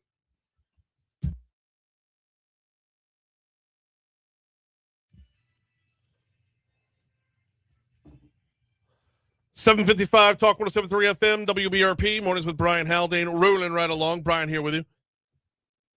CV producing. Patty G's in the house for about 4.5 more minutes. Which I apologize for eating up some of your time, but I've been chasing down Scott Ballard for some time. It's okay, I understand. You don't like my vest. That's no, just it has say nothing to do with It's okay. All right, we're talking about employee influencers, and one of the things that I led in the break with was realtors need to knock it off. On TikTok, there's a girl. She's in Tampa. She's a realtor in Tampa. Her name's Brianna. Yeah. And I'm not going to try and pronounce the last name. But yeah, she does walkthrough tours of homes. But the home itself isn't the content. The content is her being hilarious. Oh, her absolutely pulls it off every time. Yes, she doesn't miss. My problem is when you end up saturating TikTok or Instagram Reels or whatever with half-assed content, just because you're trying to copy someone else doesn't mean you're doing as well as somebody else. People lose their own. You'll lose the creativity. You won't have originality because she's the original with this. She's the one doing it better than everybody else. So defer to her. Let her run in her lane. Find your own damn lane. That's what I think is a big element to whether it be social media marketing, earning marketing in general. Mm-hmm. When you see somebody do it well, right, and it's done for her authentically, right? Like if I had to guess, it is her and a tripod at these houses. Oh God, yeah, like that's it. That's it. And when you have somebody that has this and they have that lightning in a bottle, right, where that's just super gold, then you have folks try to recreate it. They lose the authenticity that was originally there that made her successful in the first place. And that's where we have to cross over between a realtor works for themselves. You bring this back into the corporate world. You bring this back into the McDonald's, Starbucks of the world. Like you're going to have a marketing team, quote unquote, try to make you more authentic. And that's where you're going to lose everybody. That's the negative side of the employee influencer. You're going to end up with folks getting excited about it out the gate. And they're going to say, let's do this cool stuff. Let's film these little videos. And then as they get traction, they get this sense that, well, we've got to change it up. Right. When it's like, no. Don't fix it if it ain't broken. Admit your warts. Like, just live with it. Right. Like, you're not going to see her all of a sudden change. Or maybe we will. And that's the fascinating part about it, is you can see it happen. Well, no, we're not going to see her change because she doesn't answer to anybody. Right. She works independently. If she is not, I mean, I didn't look into her realty firm that she works for, whether it's just her as the only realtor or if she's working for a big company. Right. But like, remember the movie Office Space? Yes. If you're doing this for a corporation, someone's going to bring in the Bobs. Correct. And the Bobs are going to come in and say, we need to fix it. We need a process. We need a procedure. How do we need to recreate this every single time. Right. You know? And yeah, they've got influencers that have now made that into a business. How to make attractive videos where you get all these views because they've figured out the formula or whatever. Right. But you lose authenticity. At that point, you're just watching mini movies. And then you have the drop off. And then you have a world where the negative repercussions are you become non-existent. You become out of sight, out of mind. Yeah, and then hopefully that spins off a new opportunity to create something totally new. Okay, but now it's an uphill climb to get back into someone's algorithm. It's just now a it's cycle. but it becomes harder because people are going to mute you. They're going to unfollow you. Yeah. They're going to block your content. They're going to what's the one they use on Facebook? Snooze. Yeah. Yeah. So then you've got to find a different audience. You have to keep finding the folks that are interested in it because clearly those folks you were targeting are no longer interested, or you've just done a really poor job creating ads. So we got 1 minute to go. Yeah. Your biggest message to the quote unquote employee influencer is what? Don't forget what made you successful in the first place. Just because you get successful, don't feel like you have to change everything. Just keep doing the same thing. I'm gonna go with this one, and you're gonna hate me for this. Of course. Yeah. Don't try to sell me stuff. No, don't sell me stuff. Don't tell me what product you have and what price that product is. Don't tell me why it's good for you that I buy your product. Why would I hate that? It's social. I don't know. I don't hate that at all. But it's social media. Be social, for crying out loud. Yeah. Make me want to ask you what that product is. How do I get it? Make me ask the question. Don't give me answers before I ask. 300th episode of the Petty G Show launches when? I think sometime next year. Like first. Okay. First right. show of the year. Stay tuned in 2026. Always appreciate the time, brother. Thank you. Here's news. I don't know when my episodes air anymore. Well, it's because you're too busy flying around in private jets. So, Lenny Dykstra played for the New York Mets in the mid-'80s. He was on that 86 Mets team that won the World Series, and he went and played for the Phillies. Okay. And then after baseball, he invested a lot of money into a private jet company. He dipped a lot of tobacco. I think he kept Redman in business throughout the 80s. Yeah, he was big on the chew. So he dumped all of his money into private jets and went bankrupt very, very publicly, very embarrassingly, and then comes out of bankruptcy, and he's just a fucking mess of a human being. He follows me on Twitter, for crying out loud. He follows me on Twitter. Yeah. You're that entertaining for him? Yeah. So no, we got to. How many people does he follow? Oh. If he follows like 2 million people, he probably does. It's not a bit special. No, he follows like 100 people. But when you're a lifelong Mets fan and you were 10 years old watching the 86 Mets, and you open up your Twitter one day, you're like, holy shit, Nails follows me. Look, I'm not saying it's not special to you. I'm just. It's special to me. No, it's not special. It's not special. It's special to me. Okay, then it can be special for you. That's nothing wrong with that. Well, Lenny Dykstra, you follow each other. He's got 120,000 followers. He follows 10,600 people. How many followers does he have? 119.7K. All right, so he's got 10x a 10x follower count as he follows. So there you go. For every 10 folks that follow him, you're the one that he follows. So it's a little bit special. I gotta go with somebody in the building. Okay.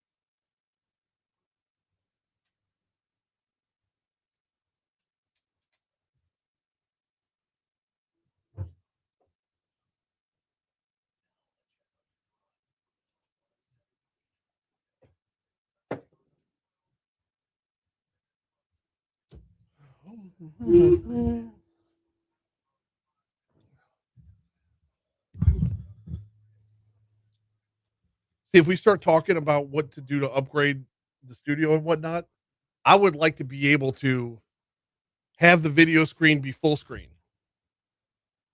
I don't know if that's a possibility. Yeah, but if I wanted to send you a video clip of like Senator Cassidy talking on the Senate floor, make that full screen. I don't know how to do that. Like how to implement it because everything's separate, right? The board is separate. If there would be a way to take the internet PC and that channel, that pot, and take both video and audio and plug them into whatever the button thing is on the other side. I don't know if we could do that. That's what I want to talk to 180 Pros about.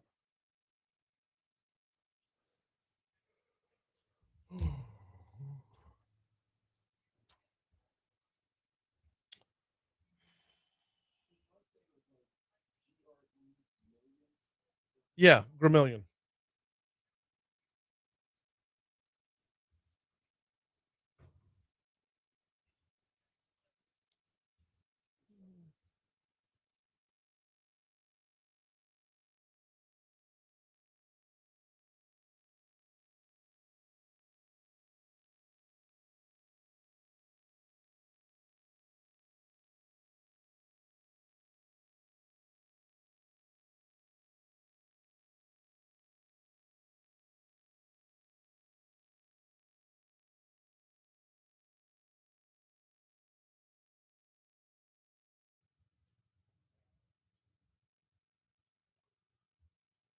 (806) Talk 107.3 FM WBRP mornings with Brian Haldane rolling right along. Hour 3 coming your way right now. Brian here with you. Cade Wazan producing. We're starting off the 8 o'clock hour, holding at 43 degrees in downtown Baton Rouge as we broadcast live from the 180 Pros studio. We've got a stacked up hour, y'all. Pappy's Gumbo gonna be by later on for a little Foodie Friday.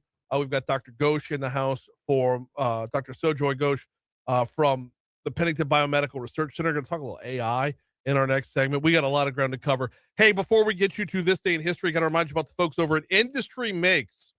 Industry Makes is essentially the voice of industry in Louisiana.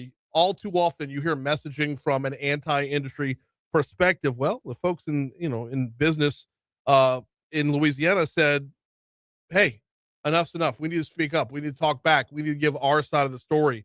Industry Makes is a campaign born out of collaboration and a need to present a united industrial front in the face of those coordinated messages that go against them. Louisiana's manufacturing sector and the businesses that support them, they just can't stand on the sidelines. They're providing jobs. They're providing skills. They're providing services. They're providing goods. They're providing what makes Louisiana run.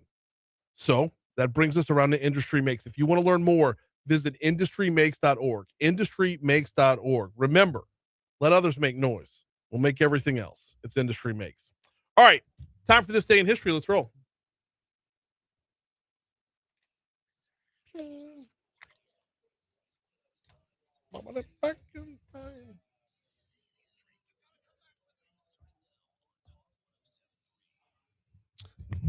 What you got, CV? All right. This day, 1492. Ooh. What does that year remind you of? Just the Spanish Inquisition? Christopher Columbus. Oh, I missed it. Yeah, I don't know. For some reason, it was close enough. He lands on Hispaniola, marking a key moment in European exploration. Okay. 1776, Phi Beta Kappa, the oldest academic honor society, is founded at William and Mary College. Okay. Did not know that. 1933, the 21st Amendment is ratified, repealing prohibition in the United States. Gotta love that. 1947, Joe Louis defeats Jersey Joe Walcott to retain the heavyweight boxing title. All right. That's was that a big one? I don't even know. I don't know. All right. Anytime there's boxing, I go back to the barbershop. The barbershop. He beat Joe Louis's ass. All right. 1955, Montgomery bus boycott begins, led by Rosa Parks and E.D. Nixon. It goes back the other day when it was the anniversary of the moment she decided to make that that moment. Yeah, when she sat down, said, "I'm not giving up my seat," and then like later that week, they're like, "Hey, let's boycott." 1969. I'm not sure if I'm going to say this right, and I don't know if it's just an abbreviation.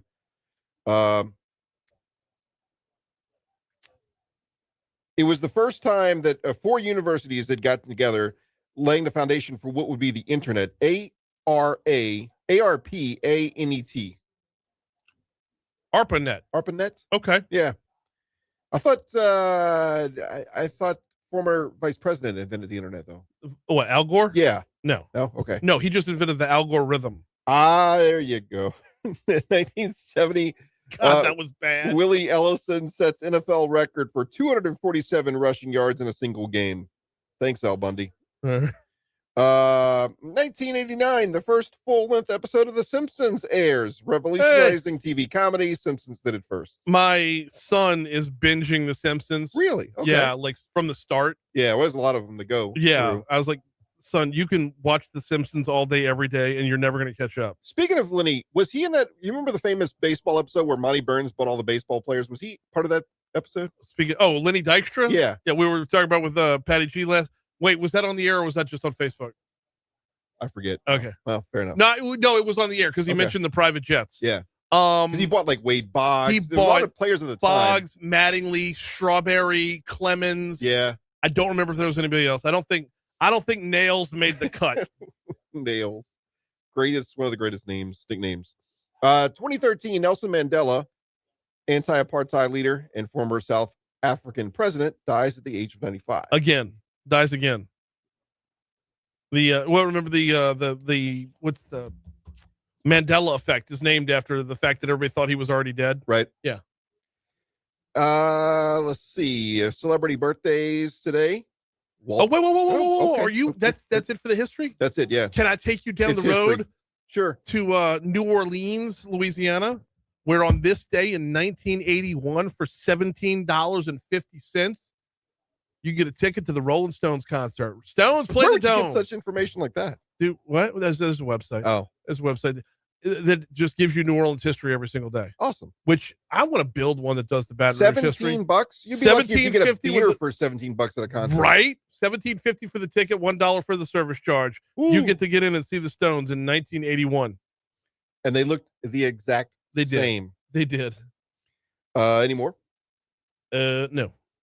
Celebrity birthdays. Walt Disney. Oh, wow. Little Richard. Okay. Frankie Muniz. Sean Payton? Yes. Yeah. Yes. Sean Payton in the middle. Paula Patton.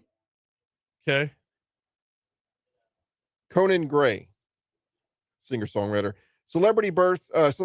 Wait. I got a couple birthdays to go in there as well. Comedian Margaret Cho's in there. Yeah. But for Breaking Bad fans, in real life, 1901, Werner Heisenberg was born. The real Werner Heisenberg. Oh. So, yeah. Also, General Custer is his birthday today, too. Is he the one that invented custard?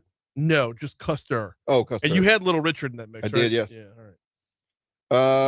Celebrity deaths. Yes. Wolfgang Amadeus Mozart. Ooh. Amadeus. Yes. Claude Monet. Painter. Okay. Yeah. Alexander Dumas, author of The Three Musketeers. Yeah. All right. Nelson Mandela, as we already mentioned. Mm-hmm. Christy Alley. Aw. I think we mentioned Cheers the other day. We did. Dave Brubeck, jazz pianist. Okay. Mm-hmm. International and national days. International Volunteer Day. Mm-hmm. World Soil Day. Okay. National Repeal Day. International Ninja Day. Okay. I had National Bartender Day, which would go along with National Repeal Day, since Prohibition ended today. Makes total sense. Yeah. Makes total sense. National Blue Jeans Day. Mm-hmm. And Bathtub Party Day. What? Yeah, I don't. Yeah, we're going to skip that one. Yep. Things are get nasty. Nope. All right. Got a quick second to tell you about the folks over at Landmark Bank. LandmarkBankLA.com is the website. Been a community bank since 1897. What do you get when you get a community bank? Well, let's start on the tech end, right? When it comes to financial tech, you're losing nothing here. They have all the bells and whistles. If you visit landmarkbankla.com, you can learn a lot more. But now let's move over to real life. What you get with a bank, with a community bank, is you get a banker who is also your neighbor, someone you see, at the gym, someone you see in line at the grocery store, someone who's in carpool right there with you, someone who has a better idea of your wants, needs, dreams, and desires, because it's someone you can shake hands with, sit down with, go over your plans personally or in business. They've got you covered. Learn more about locations, learn more about hours, learn more about services at landmarkbankla.com.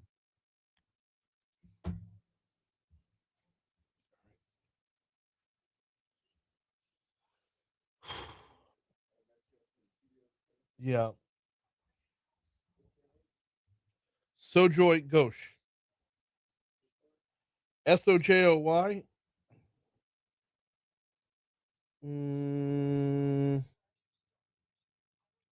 Shit. Sojoygh.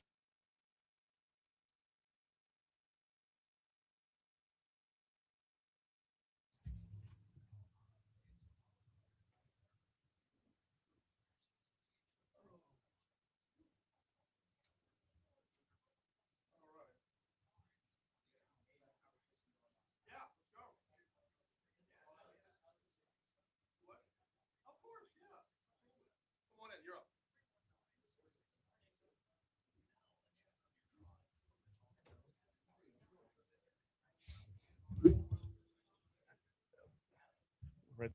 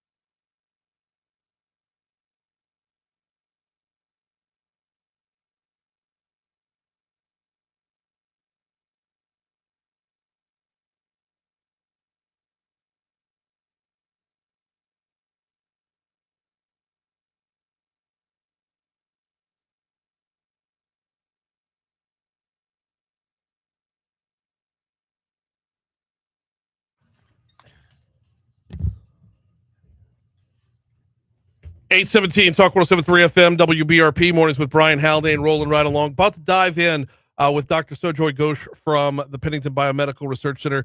But I almost forgot to mention this day in history brought to you every single day by the folks over at 5 Star Printing and Science. Danny and his team do a fantastic job over there at 5 Star.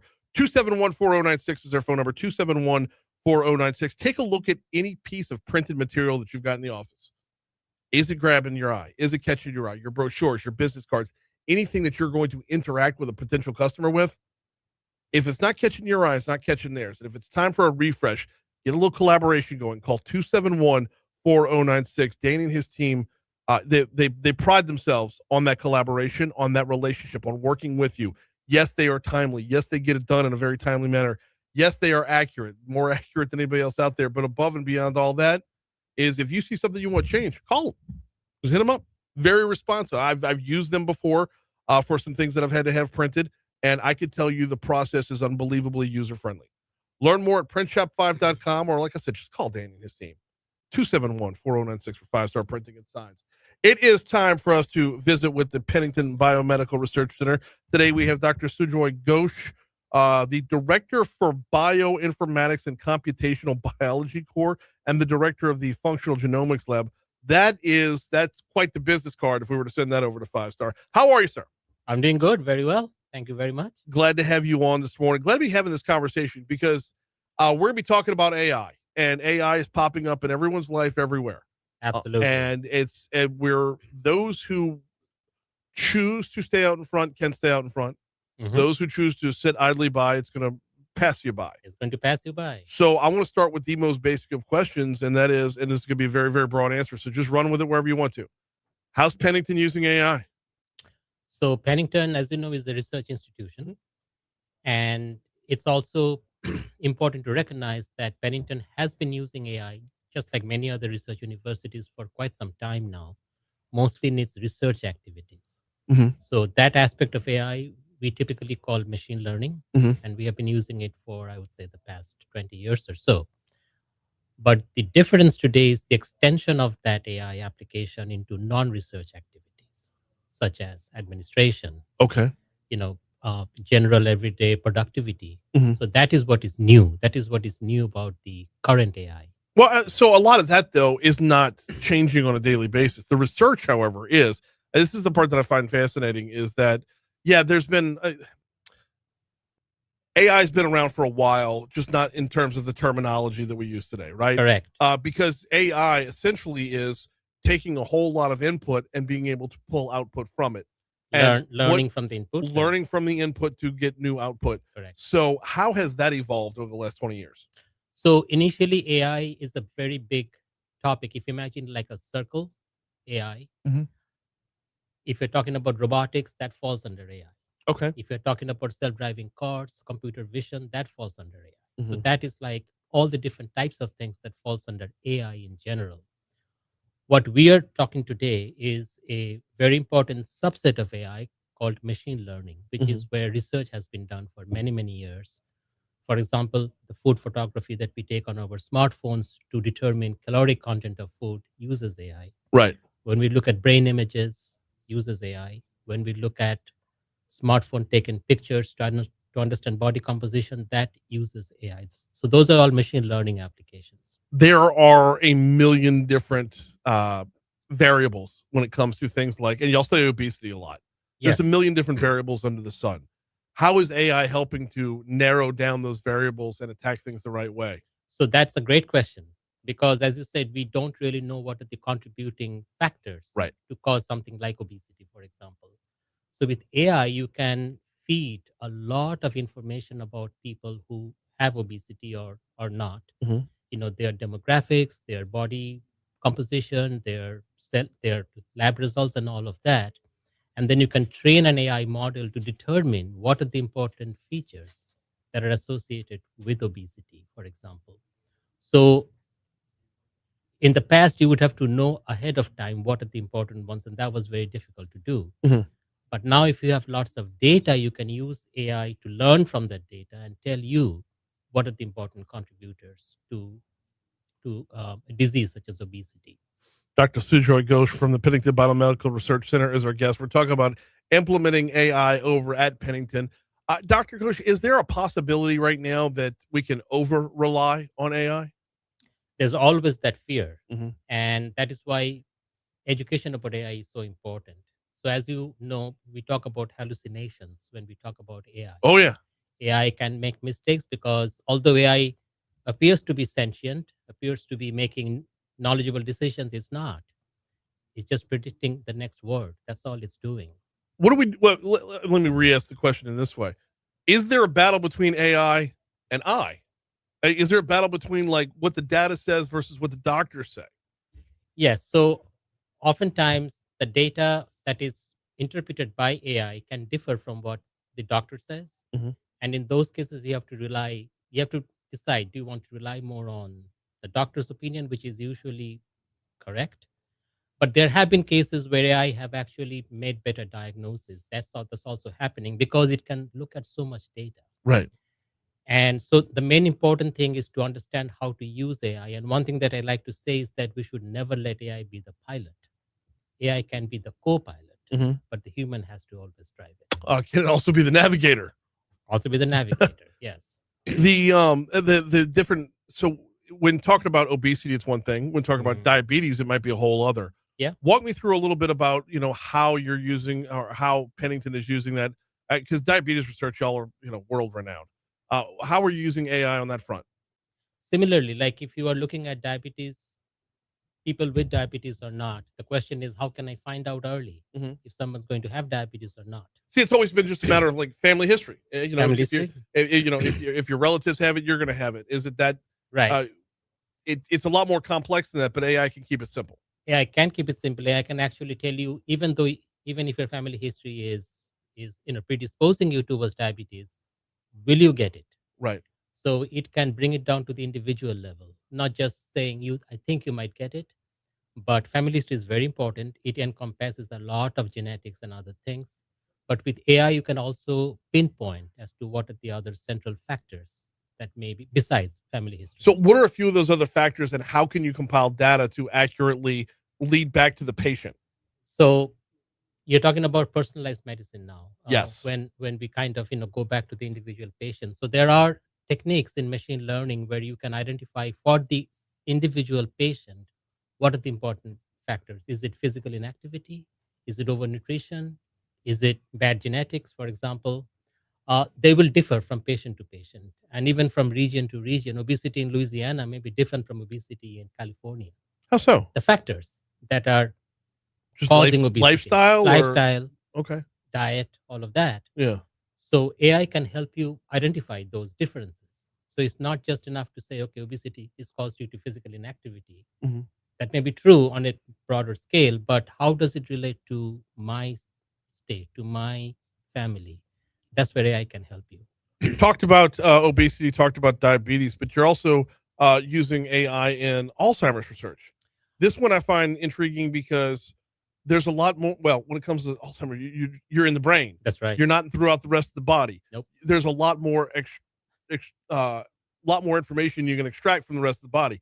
Getting in between the ears is a lot more difficult. That's right. So that's when we rely on brain scans. Okay. Like MRIs, fMRIs, functional magnetic resonance imaging. Mhm. That's what tells us how the brain is. And for there to analyze such scans, you need to take help of machine learning AI tools, Okay. such as neural networks. And we have investigators at Pennington, Dr. Rowan Carmichael being one of the leading researchers who works on Alzheimer's disease by looking at the brain structure, Okay. the aging brain, and So is it able to be used to determine, like, diagnosing Alzheimer's? I would assume that's where the brain scans come in, but projecting a path of like rapid acceleration of the disease or anything like that. Correct. Okay. So brain scans taken, say, every 5 years down the road, Yeah. can give you a timeline of how someone's doing, coping with the disease. And from there, we can learn if somebody has a brain scan that looks like this, in 10 years' time, I predict he or she may be more exposed. Step further is, can AI be used to say, here's where you're at now, here's where you're projected to be in 10 years, here's what you need to do to help curtail that a little bit, because I know we're nowhere when it comes to Alzheimer's. Correct. We are not there yet. Okay. But in theory, yes, absolutely. And that's the holy grail, is to be able to predict and to intervene to change the course of disease. And potentially cure. I know that's way down the road, but like...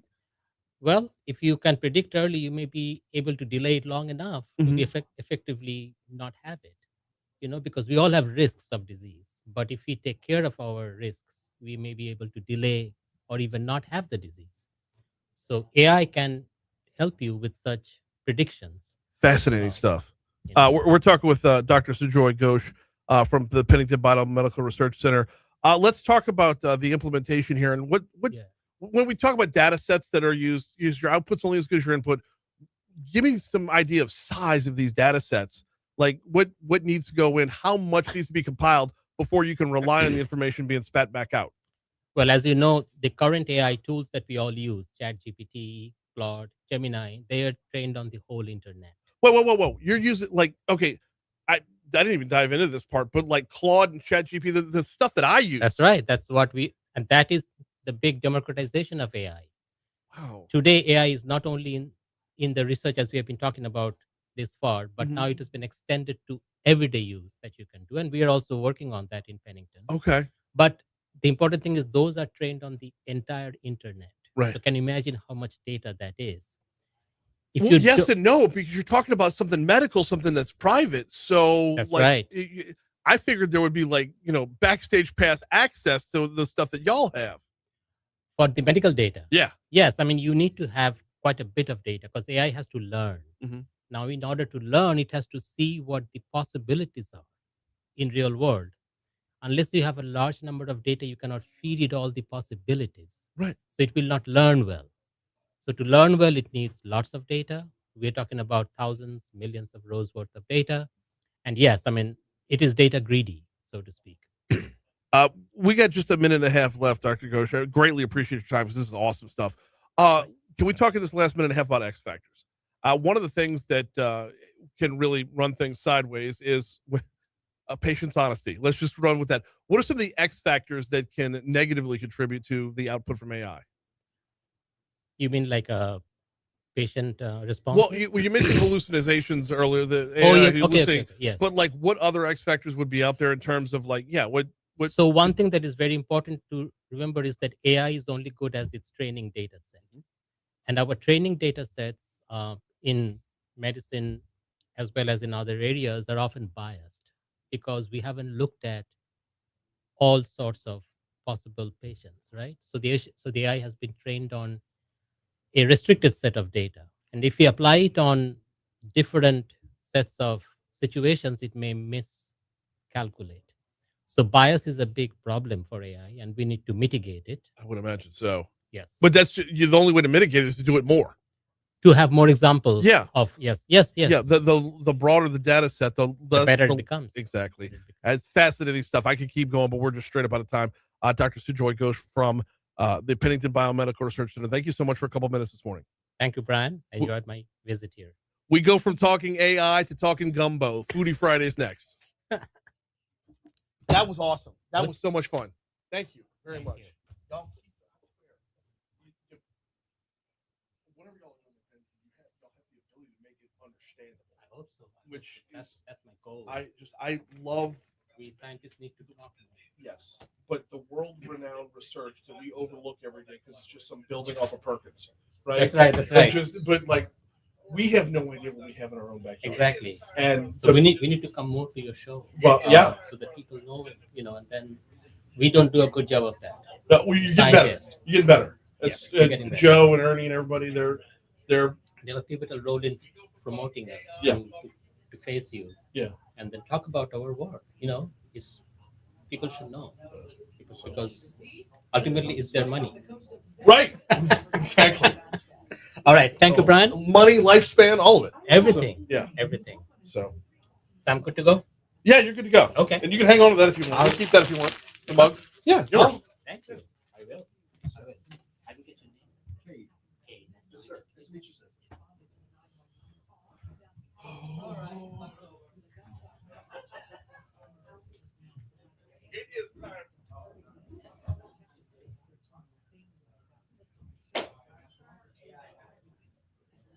There's no AI gumbo. No.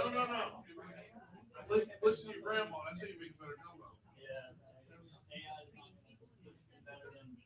Right. Yeah, I don't need AI. I need Doris.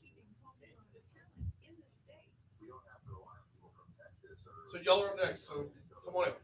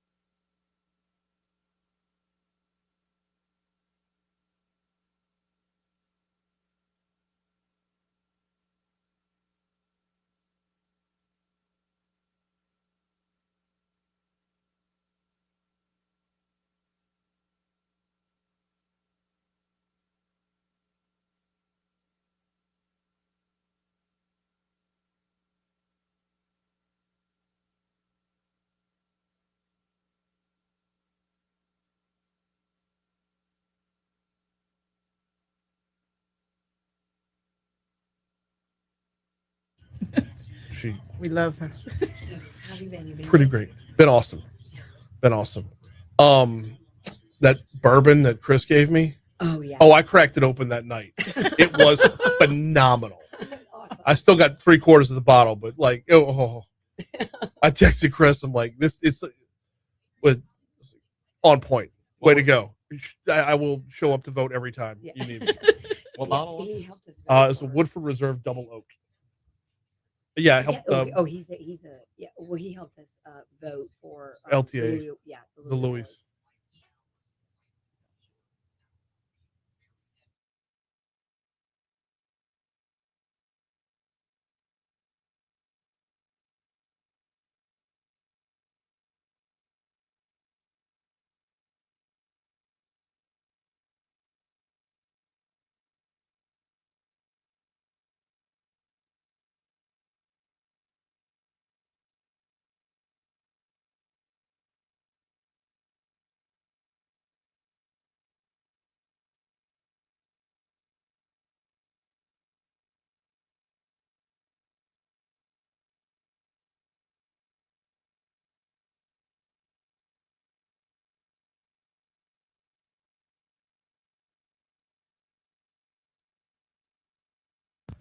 You want to wear?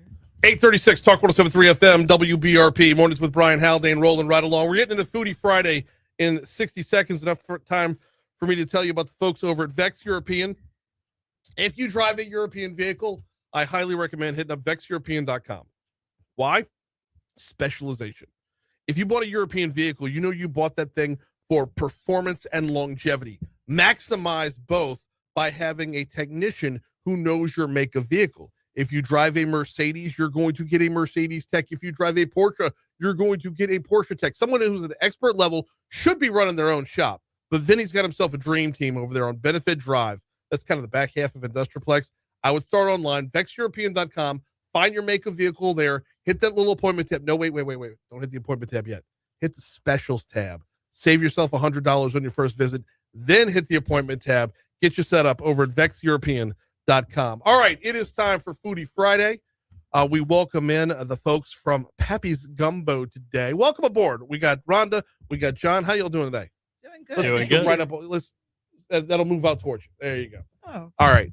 Welcome aboard. How's it going? going good. Thanks for having us. No, absolutely. We booked this a few weeks out. Had no idea we would have Gumbo weather when we had Gumbo people in. So Right. that is kind of serendipitous right from the start. Divine providence. Absolutely. So I want to start with what Pappy's Gumbo is, how it came to be, and then we're going to pivot over to making gumbo because the whole purpose of Foodie Friday is to get a little bit better in your own foodie game. So Rhonda Ryburn, take it away. What brought Pappy's about? How did y'all become a thing? Well, my husband, Pappy, Wayne Ryburn, he was born and raised in New Orleans, Louisiana, Mhm. and he learned how to cook a good chicken and sausage gumbo from his mother, Okay. Mare. And so he'd cook it for all our family gatherings, for family, for friends. And we really enjoyed it. And the kids, the grandkids, we have 3 of them. Mhm. They are Reese, Cullen, and Kate Stelly. And they were very, very picky eaters, but they loved Pappy's Gumbo. So it was really their favorite. So hence the name Pappy's Gumbo. Awesome. Is it just chicken and sausage, or do you offer up something for seafood as well? No, you can also have seafood. Okay. Yes. So I want to welcome John Merle in as well. John, let's talk a little bit. And Ronald, we're going to get back to Pappy's into this as well. But I do want to talk about making gumbo because when you're making a gumbo, obviously everything starts with a roux. But when you're making gumbo, are there different approaches that that y'all adopt that maybe others don't? How do you walk me through it step by step? Sure, and I think that we'll talk a little bit more about this probably in the second part of the segment. But a big part of Pappy's is translating the a full gumbo into a mix that makes well in a store. Yeah, and part of what's so flexible about it is that it really is the spices, the flavoring. It all starts with ingredients and what you choose. You're asking about if we just do chicken and sausage. Really, the packet Pappy's doesn't include any meat. It's just the kind of the base. Right. So you can add whatever you want to it and make it whatever you choose. what's in the bag over there? What's in the Pappy's bag? If I'm preparing that at home, walk me through. How do I start off? Do I start with my own roux, just like, or is the roux included with that? It's included in the bag. Okay. So this is essentially add meat, add water, simmer for 30 minutes, and you've got. And I think that's really one of the big selling. Yeah, a whole pot of gumbo. Right. And I think that's really one of the big selling points of Pappy's is the ease with which you can make it. You can have good gumbo, and not need to dedicate as much time as the full process would normally take. We got the folks from Pappy's Gumbo in for Foodie Friday. All right, now I'm going to get to the part of this that I think South Louisiana especially is just, whoa. No, I got my way, blah, blah. Everybody's got their own recipe and whatnot. How did you take Pappy's recipe and put it in a bag? How did you take the hours worth of work that goes into, slowly stirring the roux, adding the training, everything that goes into making the gumbo and put it in a bag? Well, we partnered with Targill, which is a company in Opelousas, Louisiana. And they took the recipe and blended it together, because that's what they do. And it's the roux included, like John mentioned. And it's a local company, so it's very good. And I think part of the goal, especially when you're trying to make a business, is not shooting for perfect. You're not trying to make something necessarily better than someone's home recipe with the full effort. What you're trying to do is make something that you can, that's good enough that it passes muster. Right. You want something where someone from South Louisiana can try this and say, I can make better, but that's good. That's something that, I'm happy to make and I'm happy to serve to my family. And, if I can do better, well, that's fine. But, I'm making this in 30 minutes where your better takes longer and more effort. Well, and that's at the end of the day. I mean, we all got to feed our family. And, we get off work and go home and it's the kids are hungry. The kids are waiting. Practice is over, how long ago, and the sun's already down. And no, I get it for sure. All right. So we're going to go back to the preparation into this, not what's in the bag, but the gumbo that was created that got us to what's in the bag. Walk me through that process, because that's how that's what the folks want to hear about. Yeah. Yes. So I mean, we partnered with Targill. No, I'm sorry. Start with the roux. Start with making the gumbo. Oh, okay. Well, we just saute our sausage, chicken, and then we add the water, the mix, and actually that's it. I mean, and if you have an Instapot, it takes 30 minutes on the soup and broth setting. Okay.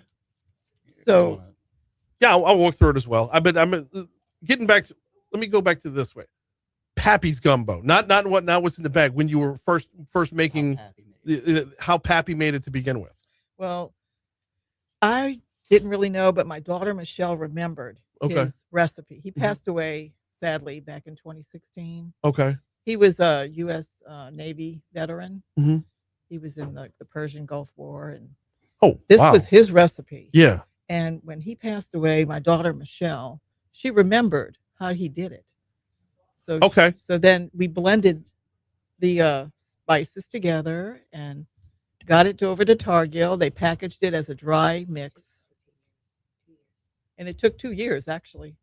That's kind of where I'm going with it. Is like the level of not necessarily trial and error, but picking out the right parts and making sure it is to perfection before you send it to Target, before you send it to Opelousas. It had to be a completed project or a product from the start. That's where I was going with that. So it was your daughter who remembered the recipe. This is one of those things in South Louisiana that I think is unbelievably important, is that the passed down recipes are always the best. Mm-hmm. Exactly.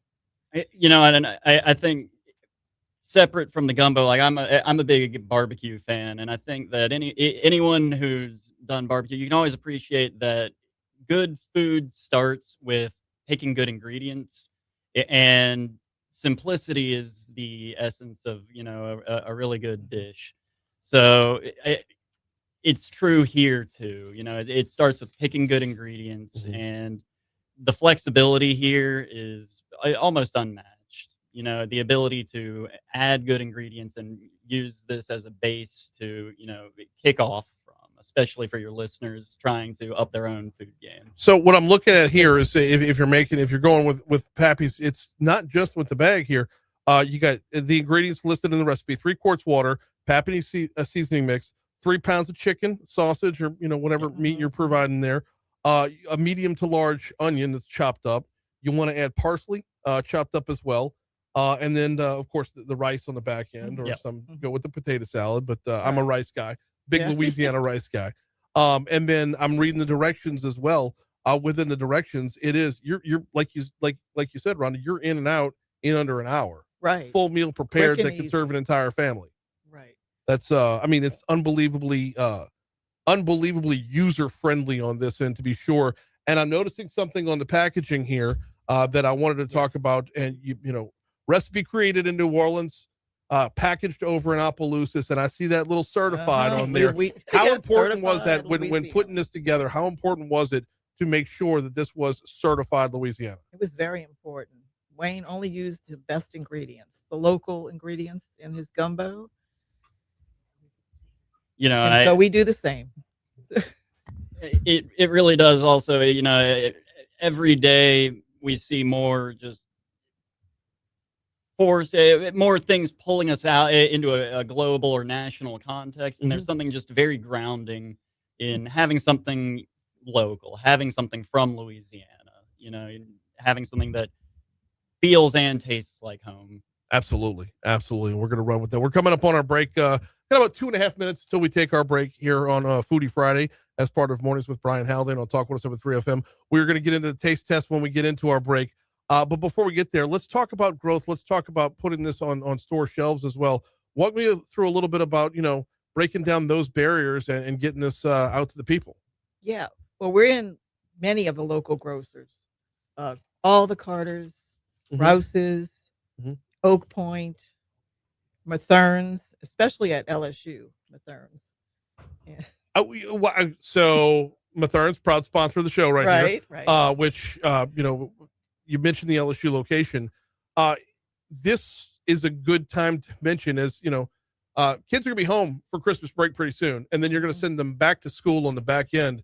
This is something that can be done in the college apartment. This is something you could send your kids back to school with, to where they can handle their own gumbo on the back end once they get back to wherever. Like, I don't know, let's say your daughter goes to Southern Miss.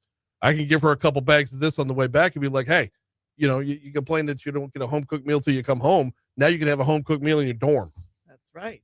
Exactly right. And we're here to talk about Pappy's Gumbo, obviously, but so I went to school actually out of state, and I remember Zataran's jambalaya mix was one of my favorites while I was out of state. You can share that Louisiana flavor, that culture with people, or have your own home cooked meal. And this is very much kind of in that same vein where, like you said, it can be done in an instant pot in 30 minutes, in a college dorm. It's very friendly that way. Yeah. We utilize that. We utilize Raging Cajun when they're going to be by in a couple weeks as well.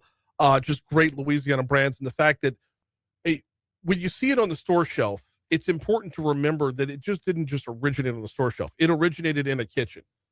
Years and years of meticulous, I mentioned trial and error earlier, but years and years of meticulous love and care went into the recipe that ended up on that shelf. Yes, that's true. And he did, like we say, use the best ingredients. When we were living in California for a while, because we traveled, he was in the Navy. His mom would send him all the local ingredients. And would make it out there for friends, and it was good. Everybody loved it. Absolutely. All right, we got less than a minute to go before our on air. Here's how it's going to work. On air, we go to Your Money Now. We'll have a break. We'll check traffic on Facebook Live. Which, if you're not on Facebook Live, hop in on Facebook Live. We will give you the full review. Of course, we'll give you the review when we come back as well on air. But on Facebook Live, we'll in real time give you the review as I kind of process it along the way.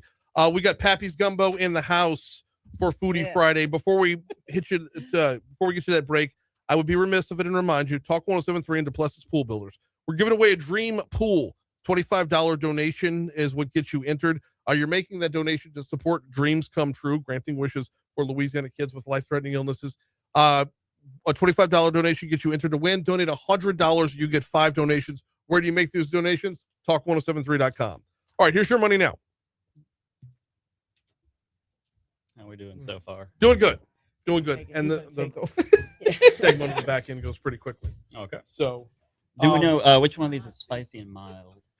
This one's mild. Okay. This one. So And- let me slide past. Yeah. We gotta go show this off for the Facebook Oh, okay. audience.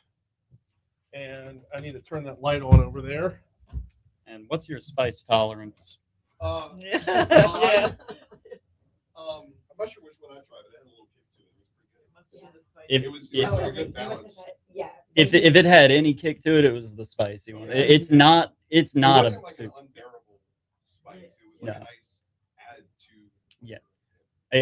I'm personally very partial to the spicy, but yeah, no, it's the mild does not have a kick to it. You kind of know if you're eating the spicy one. We'll cook with andouille sausage. My kid won't eat the gumbo with the andouille sausage. It's like I just kind of sipped out just the chicken. You know what's funny? My fiance, so Michelle, the one who helped remember this recipe. Wheat bread is too spicy for her, so I'll make jambalaya using andouille sausage, and I'll have to make a separate pot for her using different sausage. Do you want the spicy too? Mm-hmm. What do you think? It's fantastic. Yeah. Okay. There's more flavor than the traditional like box. All right. Yeah, that's fantastic. I mean, the spicy one is here. Mm-hmm. Some chicken this time. Sausage in the other one. Yeah, we're at the Denham Springs Fall and Spring Fest. Twice a year with samples for this, and it'll get cleaned out. The samples will get cleaned out. Sell out. Okay. Oh, I'm the spicy guy. That's You like it spicy? Yeah. Yeah. Okay. I should have tried it up front because now I have 15 more questions and we're only at 4 minutes. We'll see what we can get through.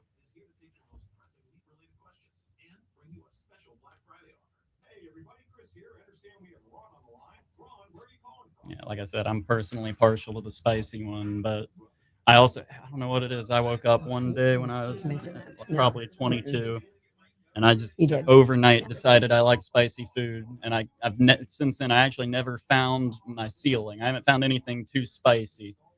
So yeah, I have a ceiling, but it's somewhere around like Indian food. Like it's I started doing I was doing like tours of all the wing joints near where I was going to school at the time, doing like the hot wing challenges, like Buffalo Wild Wings, Wingstop, and all that stuff. And I actually always remember Buffalo Wild Wings was a funny one. I had to sign a safety release waiver because they brought them to me straight out of the fryer, and they were so hot, like actually temperature hot, that I got blisters in my mouth. And it was like I didn't even, the spice never bothered me. I couldn't taste it. It burned the taste buds out of my mouth. But I've found food that is maybe like I don't enjoy eating it, but it's not too spicy for me. It's not the spice that's killing it for me. It's just making it more of a slog to get through the food. And I'm partial to, I'm really partial to spicy. No, I got it over here. You got something? Get out of your way.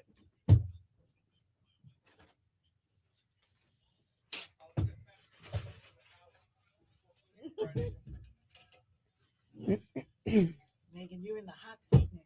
Yeah. You did good.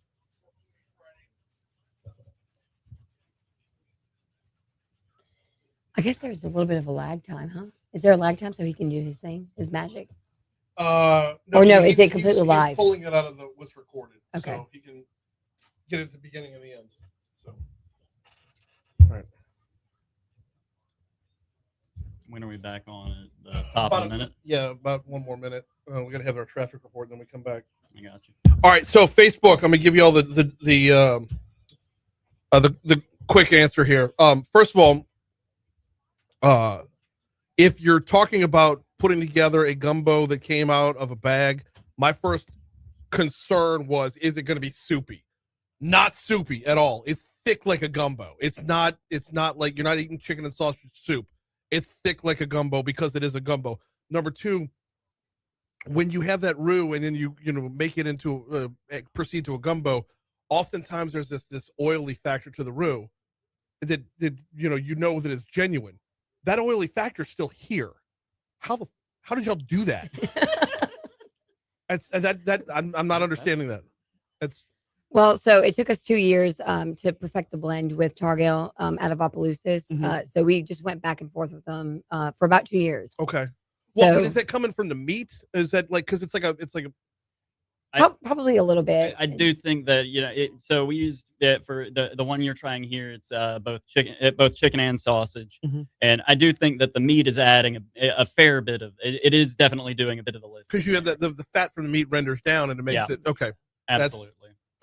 What it the authenticity of it is still there. It's very, very much there. The spice on the spicy one is just enough of it's not like overtly spicy. It's just enough pop to bring everything else out. I'm gonna have 2 or 3 questions when we come back in about like what else we can add on. Yeah, absolutely. Is it the same for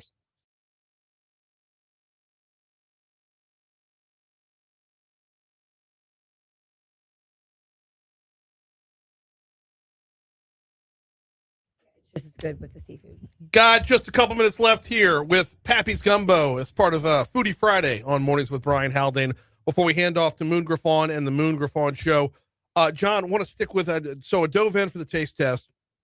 Tried the mild. The mild is awesome. Tried the spicy. The spicy is perfection. My favorite. It's just enough pop. It's not overtly like make your nose run type of spice.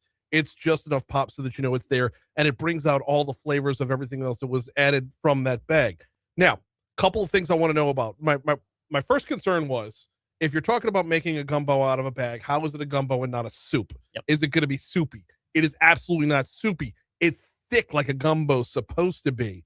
Not sure how y'all pulled that off, but that seems like if you're going through trial and error, that's probably the biggest thing to sift through. And like we were saying just off air just a minute ago, or kind of to the Facebook group, I think in this particular bowl that we're trying here, the meat is doing a bit of the lifting there, okay, just rendering down. I think it helps add some of that back into it because it is hard to keep that kind of oily texture to a bag. That's where I was going next, is that oily texture, is that when you have a good roux, when you add everything else into it, some of that oil is going to back itself back out again.